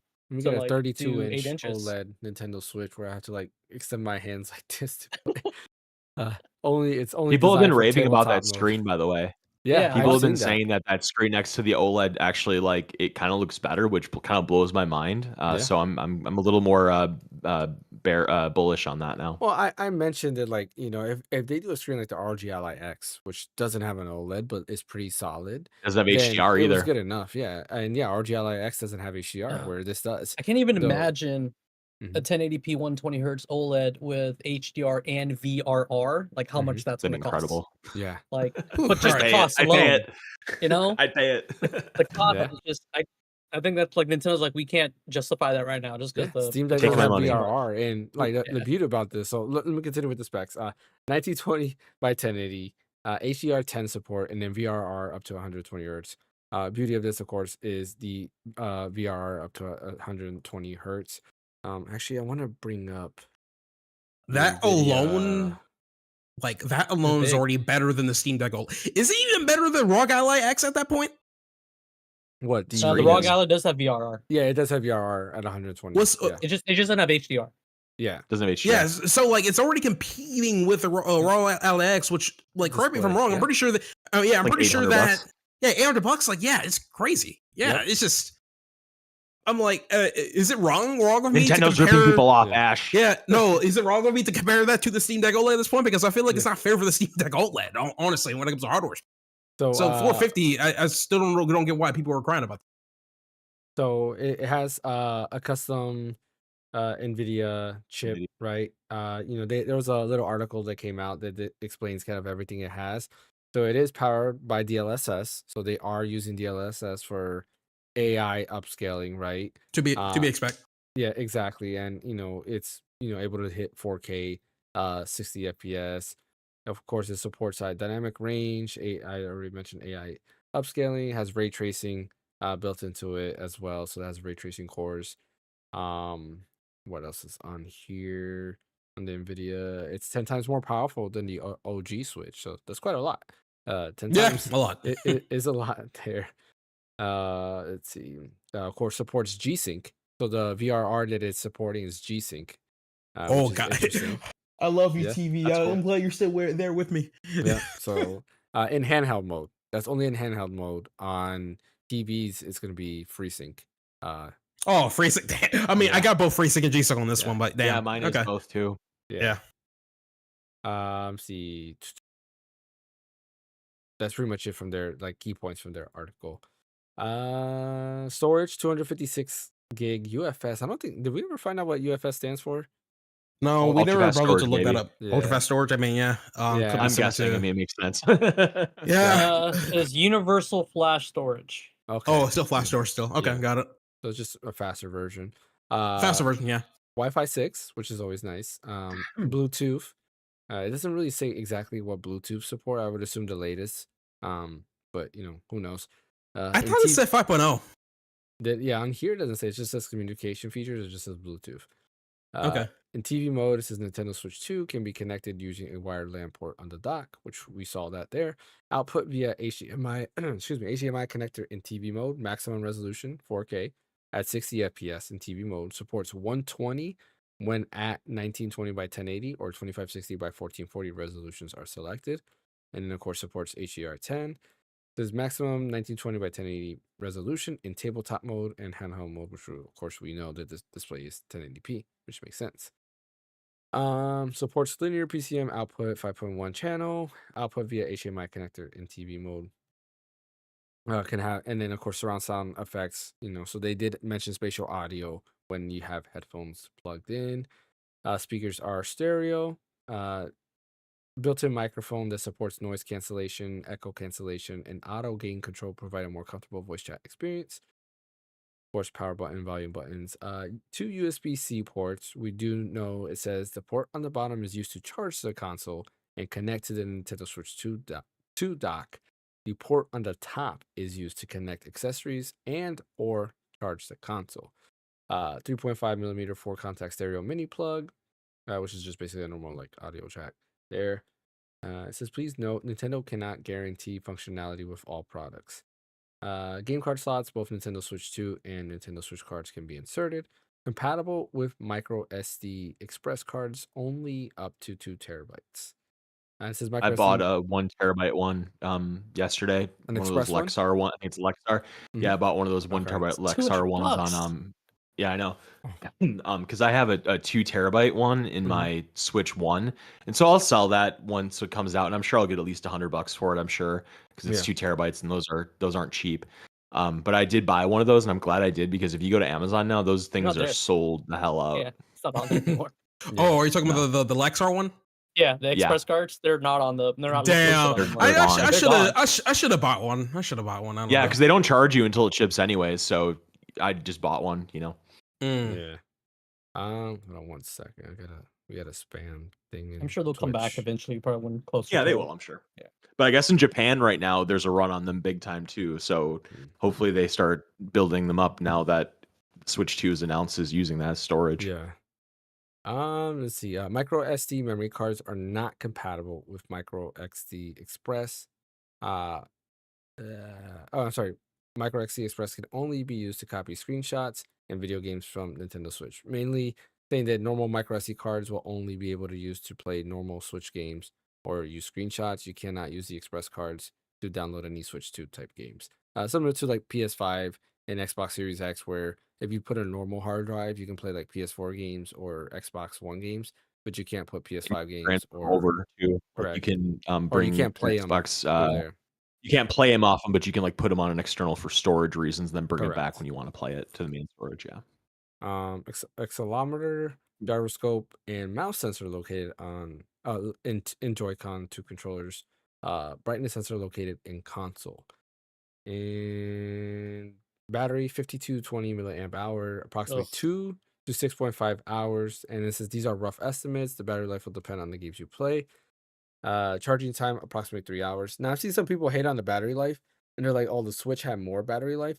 Breath of the Wild only played for about, if I remember correctly, only about 2 hours on the OG Switch before it died. So that's nothing really new. It's really kind of in the same ballpark as the OG Switch, which is kind of expected, especially when you compare it to something like the Steam Deck, right? The Steam Deck is in that same ballpark, depending on the type of game you play. I remember playing Final Fantasy VII Remake, and I was always hitting about 2 hours before it died. And this is more powerful than the Steam Deck, assuming we can play that at a higher resolution, and hopefully higher frame rates. So that's gonna be interesting to test that out. I'm definitely gonna go ahead and talk about it once we actually get the or once I I think get they the could have Switch done better. That's one thing I think they could have done better. a bigger battery. Because they're trying to go for the same thickness as the original Switch. Yeah. Right. I think if they just would have done like a 25% increase in thickness, which would allow for a bigger battery, Mhm. because it's still and it still be held fine. I mean, freaking the Steam Deck is super thick as hell, but it's still comfortable. You So know, like, even if they did just a little bit more thickness, I think it would have been nice to have like what's one an thing increase that's in kind battery of life. weird here is they mentioned the HDMI port on the dock, but they don't exactly say if it's a 2.0 port or not. And I believe in order to use I think it's VRR, actually it has to be a 2.1 port. I mean, I'm sorry, not 2.0, 2.1 Yeah, port. it For has it to be to if use it's 120 VRR. hertz on Yeah. 1080p. right. Correct. Yeah. Like it's got to be 2.1. Mm-hmm. Yep. Well, no, I think you can do 120 and 2.0 at 1080p. You just can't do 4K 120. I don't think so. I'm almost positive you Maybe can, but you can't use 4K you can't. VRR. You can't use Okay. VRR Mm. with a 2.0 port, if I'm not mistaken. I think you have to use 2.1. And the reason why I know you can do 120 with a 2.0 cable is because I've used it with the Steam Deck on my dock, and I've been able to do like 1080p 120, no problem. But VRR would not work with a 2.0 cable. I had to use a display port for that, or Okay. 2.1, I just but looked the Steam online Deck dock does it. Mm-hmm. and it does say that VRR does require 2.1. So I mean Yeah, that alone Yeah. makes it has to be 2.1. yeah. And but also too, it says HDMI 2.0 supports a maximum refresh rate of 60 hertz. Is So it I don't know. shouldn't be. I'm almost positive it's because I know with the Steam Deck I'm able to do 120 1080 and it worked there. But you can't do 4K. I could be wrong though, but I'm Yeah, positive I maybe set I'm that up wrong. on the I don't know. TV. Yeah, I'm gonna have to test it out and then record myself. But look, I'm not lying, guys. Like here it is. Yeah, I know VRR for sure because every time I try to enable VRR, the screen would just go black. Because if something doesn't work, the screen just goes black, meaning that it's not Right. compatible. And every time I Google's enable a friend. VRR, it wouldn't do it. So, what's up? HDMI 2.0 does support 1080p 120 hertz. Yeah, see, Okay. Okay. I'm not It's just the crazy, guys. I VRR would be the promise only you, I'm thing. not So crazy. yeah, but yeah, it would have to be 2.1 for a variable refresh rate. Yeah. And a higher resolution with higher refresh Yeah, rate too. yeah. All right, that's the specs there. We are running low on time. Let's see. Did I feel like everybody we watch the covered. tree houses? I I did did. not. Yeah. Okay. So I did I saw watch it. some clips, but Yeah, same here. I watched them all. you- I just oh, I nice. just skipped all the breaks. Yeah. I So let it like I started late because like they started at 10. I Mhm. started watching at 11, so then that way I can like skip all the breaks Skip because the the breaks were like commercials. 10, 15 minutes. yeah, I was like, I can just skip past them. I can watch them all. they showed too much Mario Kart World. They That did. was my only thing. Like it's like every like other game was Mario Kart World, and I'm like, all right, I know this game. It looks cool. What they showed off was amazing. That whole world tour mode is really cool. Like I really do like how that looks, the elimination and everything, and how it works, and how you seamlessly are going from stage to stage to stage, and you see how like the stage like transitions and stuff. I thought that was pretty cool. I'm trying to Uh justify that $80 price. That's why. oh yeah, of course. That's true. That's true. They are trying to, but it looks kind of neat. A lot more stuff showed off. So like there's no more vehicle customizations. You kind of have like set vehicles there. I kind of like that, honestly. Yeah, me too. Like it sometimes when it comes to more customization, it kind of like bothers me because it gets intimidating. You're like, oh Too great, now I much gotta really choice. look I don't into want to this. worry about Exactly. that. Just give me Yeah, my cart and send me on my way. exactly. Yeah, like when people are picking their characters, like hurry up. It's like, oh, I want to pick my wheels and I want to pick my car. Yeah. Bro, I'm like, you're taking too long. Hurry up, hurry up. Right. Who But cares, man? it definitely looked good and looked very promising. They did show Kirby and the Forgotten Land, the DLC. They showed like the beginning of the DLC, which also looks really good. Looks very promising. Game is so I'm good, excited for man. that. Bravely Default Flying Fairy, right? The first one HD. The demo that they used was the same demo that came out originally on the 3DS, which I remember that because I Yeah. remember when that demo came out. They used the same Yep, I exact remember that demo too. area. But it looks great. Like it's HD. So just everything just looks prettier. They showed off a mini game that you have to use the mouse. That mini game has The way too much cannons. going on in it. I mean, it Yeah. might be kind of fun to test it out, but like basically you're driving a ship and you have to use both Joy-Cons as mouse controls, and you're going ahead and like having to do one press like on a lever to like go fly the airship up and down, and you have to stare at the wheel, and then you have to like activate cannons, and you gotta cool down the airship because it's overheating, and there's like so many different things going on in there. You got to go ahead and shoot at the enemies or capture enemies and stuff like that. It looks kind of like a fun like mini game, but something that I'm just like, meh, like who cares? Type of deal. They Hmm. showed off Street Fighter 6, and Street Fighter 6 looks like how you would expect it. Looks great. I Yeah, don't it was think good. yeah, I don't think there's not much to say about that. They did show Nintendo GameCube, which I thought was great because after the fact, after they showed it and they didn't mention this, there was fine print there that says that some games will support widescreen support, and they actually showed that in action. So if the game itself already had native widescreen support built into it, you just go ahead into the options menu, go ahead and toggle widescreen, and you'll get widescreen support. So they showed that with Soul Calibur 2 and F-Zero GX, allowing it to be full widescreen versus 4:3, which is neat. And there's a Um, CRT filter coming too. Yep, there's a CRT filter coming, which is pretty neat too. I'm excited to see how good that turns out. Save states Yeah, in it GameCube, could be bad. which is cool. Yep.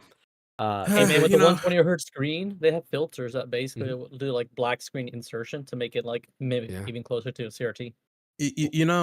I'm never a big fan of the CRT filters. I rather play that stuff on an actual CRT TV. I don't know. That's my thing. You know what's gonna get me mad CRTs are about? so huge. Hmm? Yeah, what's Well, gonna get CRTs me? are so big though. You're right. They're heavy, cumbersome, huge, but they're still great. Yeah, That's true. what's gonna get me mad is watch this, that after us doing you the talk about this? Dolphin emulator of Final Fantasy Crystal Chronicles, watch they're gonna put this on Nintendo GameCube Online, That'd be. giving it I an will. easier experience. Man. That would actually be funny. But the thing Why is, was that remaster not good? The remaster is not great. Yeah, it's the No. multiplayer. What's great about the multiplayer is like you journey together.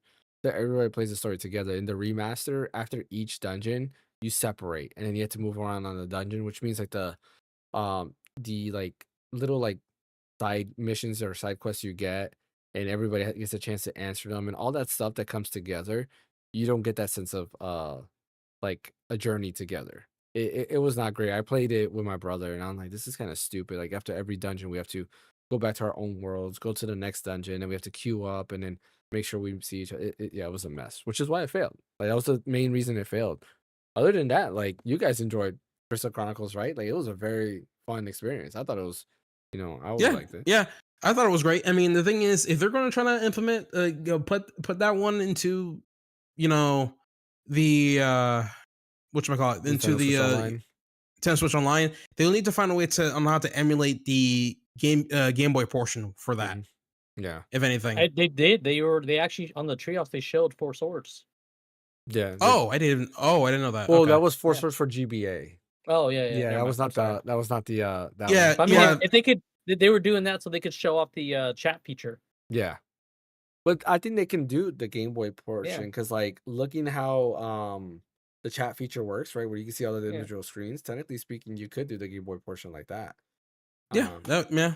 I can see that working, but It's very it's one of doable. those things we'll have to wait and see what they do with that. But they did show like it being up res, so I don't think they confirmed the resolution.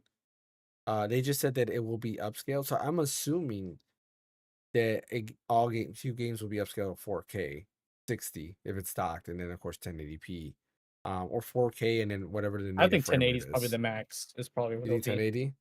Yeah, Because Hmm. like because 4K would GameCube be was nice. basically just 480p. It was, yeah. Yeah, so I mean, doing 1080 I think is more than reasonable as an Yeah, upscale. I mean, true. Yeah. Like I agree with that. Like I don't mind that, but it'd be nice to see something in 4K. I do know there's scaling issues. I mean, how much sharper is it going to be with polygons? Who knows? Upscale from I do know 4K to like 4K. 4K breaks things. Like Radiant Dawn, for example, if you play the game in 4K through like Dolphin Emulator, it breaks like the UI and everything. Like things like kind of stretched out and they're out of whack. So like the highest you Yeah. can go with that game is 1080p without it breaking the game Essentially, itself. Hmm. But yeah, they showed that off. They showed some Mario Party Jamboree with the camera feature, and like the new stuff there. They showed Dragon Drive, which is the like the wheelchair Rocket League game. They showed the Welcome Tour, Metro Prime 4, which looks amazing. Right? I saw the gameplay of Metro Prime 4. I was like, yeah, I can't wait for this. This is gonna be amazing. And then of course Donkey Kong Bonanza, they showed that off as That well. looks great. I think that's The game looked cool. everything. Oh, like I mentioned earlier, they showed off Breath of the Wild and Tears of the Kingdom. They had like a video. They did a side by side comparison showing it off as well, which was really cool. Like, yeah, I think everything about this, the Treehouse event. I always like the Treehouse events because they really do a deep dive and they show you a lot more than these trailers can show. And yeah, I liked it. I enjoyed it. I highly Low key recommend watching it. Bonanza looks fantastic. Like if you gave me that game on paper, I'd be like, maybe, but like watching video, that looks Yeah. like a cool game. It does. It reminds me of just like classic Rare. Like looking at it, I'm like, wow, this has like Yeah. Banjo Kazooie and like those type of elements to it. And it's Platformers. Yeah. the first 3D Donkey Kong game since Donkey Kong 64. So Ugh.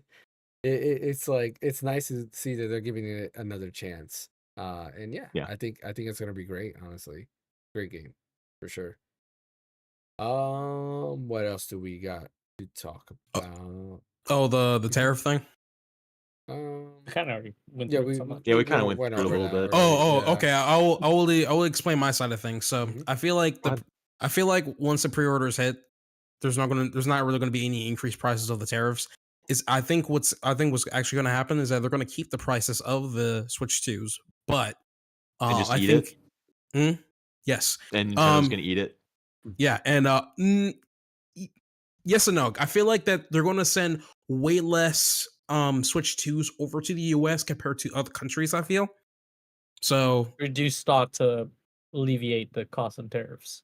What do yeah. you think? Okay. Yeah, that's what I think. I really think they're going to keep the prices the same, but expect stock to be way lower when you're trying to get one for pre-order. So, yeah. I mean, like I mentioned earlier, like the hope is that something gets figured out and this doesn't happen.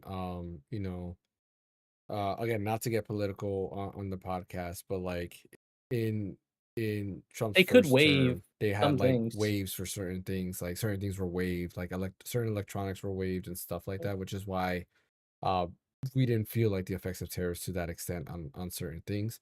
But there's a hope that stuff like that gets waived, but we have to wait and see.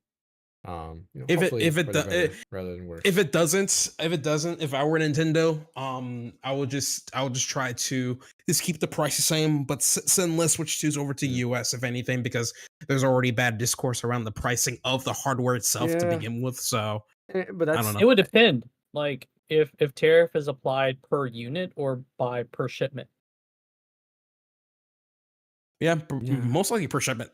I feel because that makes more sense, honestly. Because if it's per shipment, then you would think like, okay, if I can send one giant pallet, I get one tariff hit on that whole pallet. Yeah. Versus trying to send, multiple pallets. So your reduced size in the stock would make sense. It's just they should try and maximize that stock as much as possible. Yeah, for that one hit. Essentially, hey, they already put on their they already put on the website saying, hey, listen, it's going to cost you $450, bro. I mean, if you want Mario Kart World with it, $500. They said here's what they did. So, they partnered with Apple to figure out how to redesign their boxes to save up more space during shipping. You're right. They're gonna get one of those bags. How do we make the boxes even smaller to, squish so we can everything, ship more? And it's gonna just squish down the Switch, and then it'll inflate after you open it up. That's what's gonna happen. They've designed a new type of technology to inflate. So, no, I mean, it's the Switch will come shipped with the Switch in the dock to save as much space as possible in the boxes. Honestly, I don't mind that. You'll have to assemble it yourself. Like it'll just come in. I mean, they give you a soldering iron, and then you have to put the GPU in and all that stuff. Exactly. I got a soldering iron in my closet. I know you guys have it around, but yeah. But if anything, other two side notes too is I've seen some people complaining a lot about the NVMe not being present on the Switch 2, and I have to say that, bro, do you guys know how hot NVMe's get? Those things are hot. There's a reason why the Switch. There's a reason why the Steam Deck or the ROG Ally or any of the PC handhelds are that thick to begin with, because they're trying to compensate for the cooling of the NVMe for the most part. Yeah. Those things are hot. I mean, so the thing is, needs the heatsink on the NVMe drives when you add it. Yeah, exactly. And with that, like, don't forget that. Man, actually, no, never mind. Don't forget about it, because I just lost my train of thought. But I'm just saying, yeah, okay, now remember. Yeah, remember, Nintendo literally has to, they want to try to stick with this almost a similar design, and that's the best way for them to do that. Mhm. If you try to stick an NVMe in there, that thing's going to melt. That's all I got to say about it. So, yeah. One thing to mention that they showed off the Treehouse Direct, I forgot to say, they showed off the amiibos of Luke, Jamie, and Kimberly, which I think look pretty awesome. I had the Ken amiibo. Excuse me. I have the Ken amiibo. But looking at them, they look cool. And not only that, the amiibo like symbol platform that they stand on are all different colors, which is I think the first in any amiibo outside of the Mario amiibos that had like the red at the bottom. But like they look awesome. Like I'm looking at it right now, and I was like, man, like I would like to get that. Like Luke's is blue, Kimberly's is like red, and Jamie's is I think Jamie's looks like his standard color there. Yeah, they also came with the cards, Oh yeah, that's right. They had the amiibo like cards the too. NFC cards, like Yeah. the amiibo cards too, like with the amiibo. So like that's cool. Yeah, that's pretty awesome. They allow you to do that. Um, yeah, I think that is everything. Am I missing anything that was announced that was talked about? Probably not. I think we covered think we everything touched for the everything. most part. Yeah. Yeah. So Yeah, let me see in Discord of everything that was announced. Maybe we forgot something. I was posting like a fiend after that. I thought we talked about everything. Nope. So much Yeah. more dropped. Yeah, because you posted the Nvidia thing. I think that's what that is. Yeah, I right? saw that. Yeah. yeah. Like, we can't really talk about pre-orders anymore. Yeah, that's really it. Nope. I guess like one last thing that people are pointing out Yeah. is that it looks like that Nintendo accidentally confirmed Yoshi's Woolly World, which I mentioned it earlier in the Like an podcast today. enhancement. Yeah, because when they were showing off a bunch of like Switch games, one of the art that they use is actually Yoshi's Woolly World and not Yoshi's Crafted World. And I thought it was Crafted World at first, but then sure enough, it's the box art to Yoshi's Woolly World. And Yoshi's Oh, it's Woolly Woolly World. World. Oh, I thought it was Mhm. Crafted World. Yeah, not Crafted So- World, Woolly World, which is not So- available on Nintendo Switch. So either they Nope. made a mistake and put the wrong game box art there, or they accidentally leaked that Yoshi's Woolly World is coming to Switch, which the game was originally on Wii U, but then ported over to 3DS, and then now maybe ported Died over on to Switch. 3DS.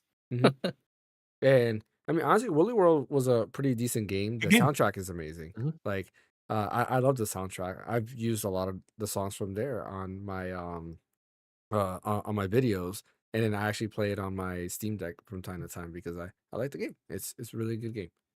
two Really enjoyed it. two things that this first came to mind. Mhm. One, I had a friend of mine that loves to crochet and everything, Mhm. and I told her as a joke, you should get Yoshi's Woolly World on the Switch.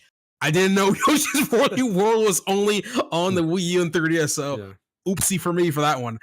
Secondly, somebody's gonna get fired for that. So If it's I can a smell it. I leak or can smell it. mistake, yeah. So we'll have to wait and see if that gets announced sooner rather than later. But yeah, I think I don't know if you guys can see. Mhm. Behind me in my glass case, I have the Mega Yoshi Woolly, the giant one. Mega Yoshi amiibo. Oh, I see it. Yeah. Yeah. I just see that. Yeah, Is that I got second to so the bottom lucky when I shelf? got that. What'd you say? Is that the second to the bottom shelf? Yeah, Yeah. correct. Yeah, it's facing. It's I remember I went to Toys R Us early and like it was like a lottery or whatever, and I got it and I was so happy because those things that's Toys like one R of the Us. most worthwhile amiibo because it was so rare. It was like one Yeah. run and that was it. Yeah, I like amiibos. I still think they're still some of the best collectibles in terms of like statues and like They look what great. they look like. Yeah, they look amazing for what they are, and for them being $12 and well now they're like $15, but that's still a pretty decent price point.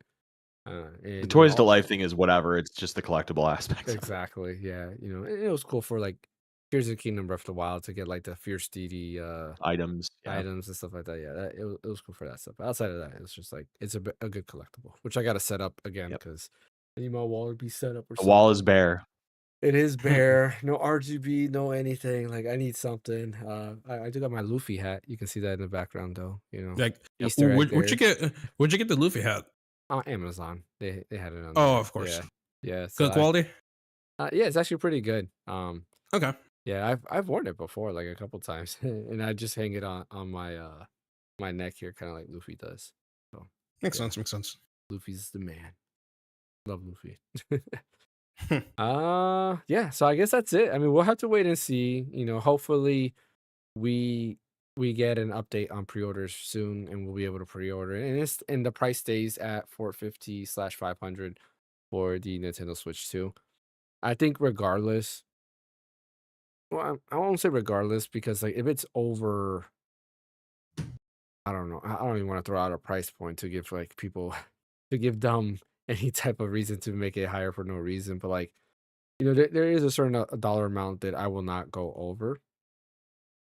Or maybe not. I don't know. Because like I bought an ROG Ally X, that's $800. So it's like, Yeah, there probably isn't for I me. didn't even know. I didn't even know it was even that high in the first place. Yeah. That's high. And it's Nintendo. Like I love their first party. They have a great first party There's a lineup. tax for Nintendo. Yeah, it's one of those things that I wouldn't mind if they did it. I hope not. Like I hope $500 is what I'm getting with the console and Mario Kart World. But if it happens to go up, I more than likely will still buy it regardless of the tariff. And hey, for everybody complaining about the Nintendo Switch 2 and pricing and all that other stuff already, and you're not willing to buy it, awesome, because that means a higher chance of me More getting for one me. day one. Yeah. So I don't have to worry about having to fight more people. So, just keep hating on the Switch. But those 2. people are gonna buy. People are gonna buy one anyways, though. You know that they're complaining, but they're still gonna buy it. Of If course. anything, you just got to be more worried about the scalpers for the most part, Yeah, But I feel like at that point, I feel like you have a better chance on buying one straight from the Nintendo store since they have the whole thing with the whole Nintendo membership or something like that. So In yeah, the hours you've played and stuff. maybe Yeah. do that for your highest chances. Maybe I'm not too sure. I'm gonna get wherever I can. yeah, Yeah. exactly. I know Best Buy lets total members get like first dibs for Nice, some I'm of the Total. stuff, so I I might have to buy Total just for that. Just to get first dibs on that, and that would definitely make the Switch turn out to be $700. That's a big investment. Yeah, dude, that's Yep. $180, man. But hey, at least you get free installation and 60-day return policy. Yeah, Only at true, Best true. Buy. If they pull out that deal where I remember when Total first came out, they have buy one get one on Switch games or buy two get one or whatever it was on Switch games. Yeah. If they do something like that, that'd be nice. I think right now too, don't they got that sale for Total members that you get a $20 gift card or something? Yeah. And Yeah, I you think get it includes $20 Switch 2. For $150, I think spent, you get $20 every or $150 something. bucks you spend, you get $20. Yeah. You can get up to $100 max. Do you guys remember Gamers Club Unlocked? Oh my Oh god! yeah. money. Oh, Don't remind me that. Don't remind me that. Oh, man. Man, my I God. was so upset. I Oh. was gonna buy another one to renew it. I remember because my time was like coming up. And I was like, oh, let me buy it. And I was like, you know what? Never mind. And then like a week later, they announced it right away. Like throw away all Gamers Club Unlocked cards. We won't be doing Gamers Club Unlocked anymore. I was like, come on, this was like the best. That's thing back when I was ever. buying physical games when I had that. I mean, for the incentives, like yeah, because you can get those games Yeah. cheaper than digital. So like you're saving Right. 25%. Like why not?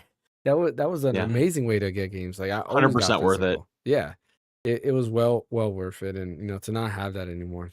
Rest in peace. Would you Gamers Club Unlocked. would you think they were losing too much money on that program? Probably? Oh, Absolutely. Yeah. Yeah. Because you don't make a profit on games anyways. It's like $7 for a full price game. That's how much a reseller gets. So if you do Gamers Club Unlocked, you're throwing your profit in the Well, toilet and paying some probably. It's like $12. I think a reseller gets, if I'm not mistaken. Because like Well, you know, between 7 and 12, whatever. Yeah. But still, the Gamers Club Unlocked, I mean, that's a good 10, 12 bucks right off the top. You're Yeah. giving it away. You're housing that stuff for free. yeah. No, yeah, Gamers Club Unlocked was a little bit more because I remember the Best Buy discount was less than Gamers Club Unlocked. So you did save more. And Best Buy's discount is, I think it's just at cost now. It used to be at cost plus 5%, but it might be just at cost now. It I don't depends on the remember. products. Yeah. It depends on the products. Okay. Yeah. So, yeah. All right. But that's all that we have for today's podcast. Thanks everybody for joining. As always, don't forget to hit that like and subscribe button. Follow over on Twitch. We will continue to be on the lookout for Nintendo Switch 2 news. Join us on Thursday for our split fiction. I was about to say split action, split fiction stream. We'll finally be going through that. That was something that we were gonna do originally, like back in March, but because of my moving situation and everything, like I had to take a break because my Thursday or mindset was Friday? not there. Thursday. I'm Okay. sorry, Friday. I'm sorry, Thursday we'll be back. So podcast starts Thursday. From here on out, we'll be doing the podcast for Thursday for right now. And then Friday will be the group stream with Bryant. And then I'm looking to stream Monday or Tuesday. I don't know what date to pick yet. So I won't really have a day yet. Yeah, and I might not even do a solo stream this week because you can see I still got a mess behind me. I got to work on that stuff. There's still a lot of stuff that I have to unpack. Yeah, so eventually I'll do a solo stream. Hopefully for next week. But this week, what we promise is the podcast on Thursday, our split fiction stream on Friday, which will be our group stream with me and Bryant, and then we'll continue from there. Maybe not a video. I might do another like video just on the Nintendo Switch 2 and kind of cover stuff there, but not promising anything because again, I still got a lot of stuff I got to work on inside the house before I can go 100% back into doing this, and hopefully I don't have to move within a year. I don't want to move for a while. Yeah, it's a pain. Yes, exactly, a big pain. But yeah, anyways, thanks Yeah. for watching. Don't forget to hit like and subscribe. Fan, where can I catch you at?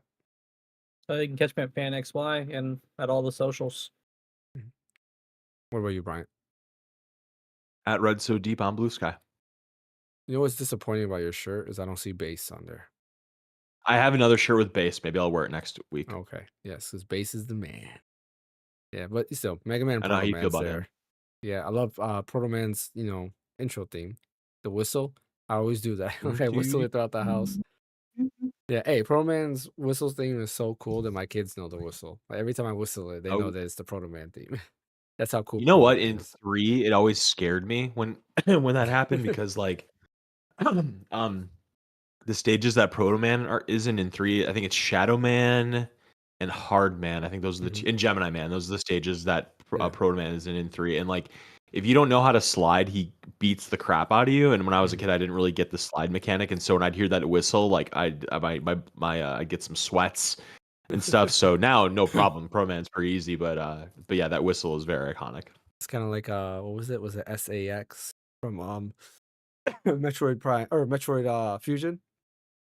Yes. Oh yeah. Yeah, when he or she would pop out or it would pop out because it's an alien. It's just Yeah.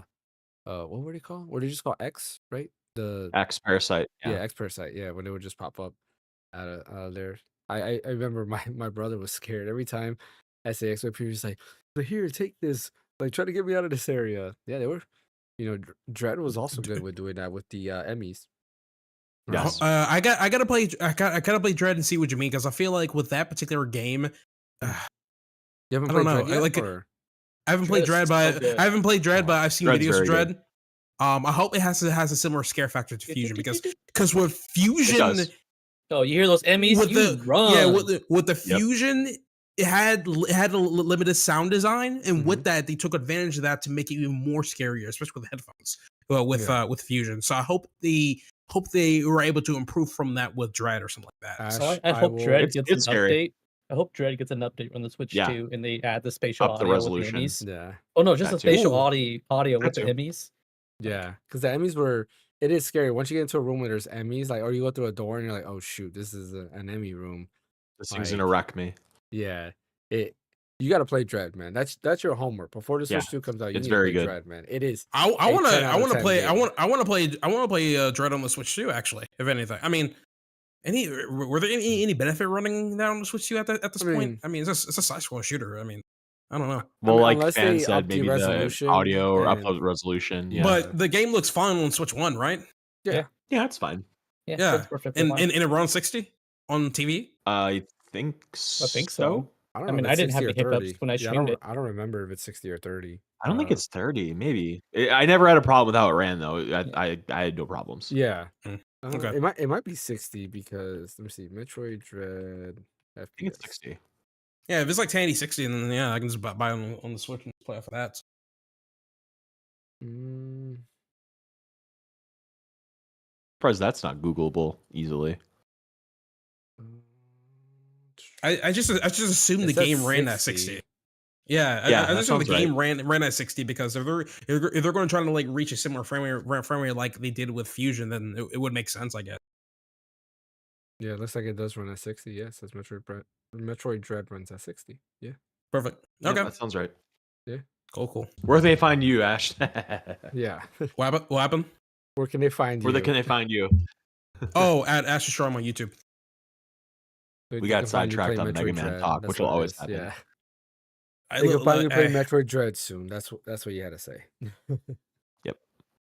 I mean, yeah, I might start that game soon. Maybe not. Maybe probably because the game is shorter compared to other games I'm playing. So Yeah, I mean, yeah, it's like, what, 3 hours? It's not as short as it- mouthwashing.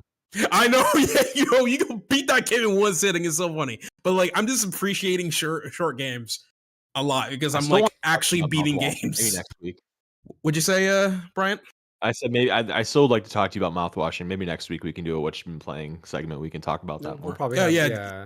We could I definitely can do tell you this. what you've been I can playing. tell you this much after going through the game for the second time and then looking at people's like thoughts on it. Now it makes me really freaking depressed, and I'm like, Mhm. but yeah, that's all. Yeah. That's all. Yeah, cool. And as always, you can find me here at the Random Encounter, where we do live streaming, right? Podcast every Thursday for now. And then Friday we'll have the group stream, and then of course try to get a solo stream sometime during the week, and then a video once a week very soon.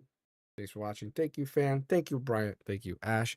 We will catch you guys next time.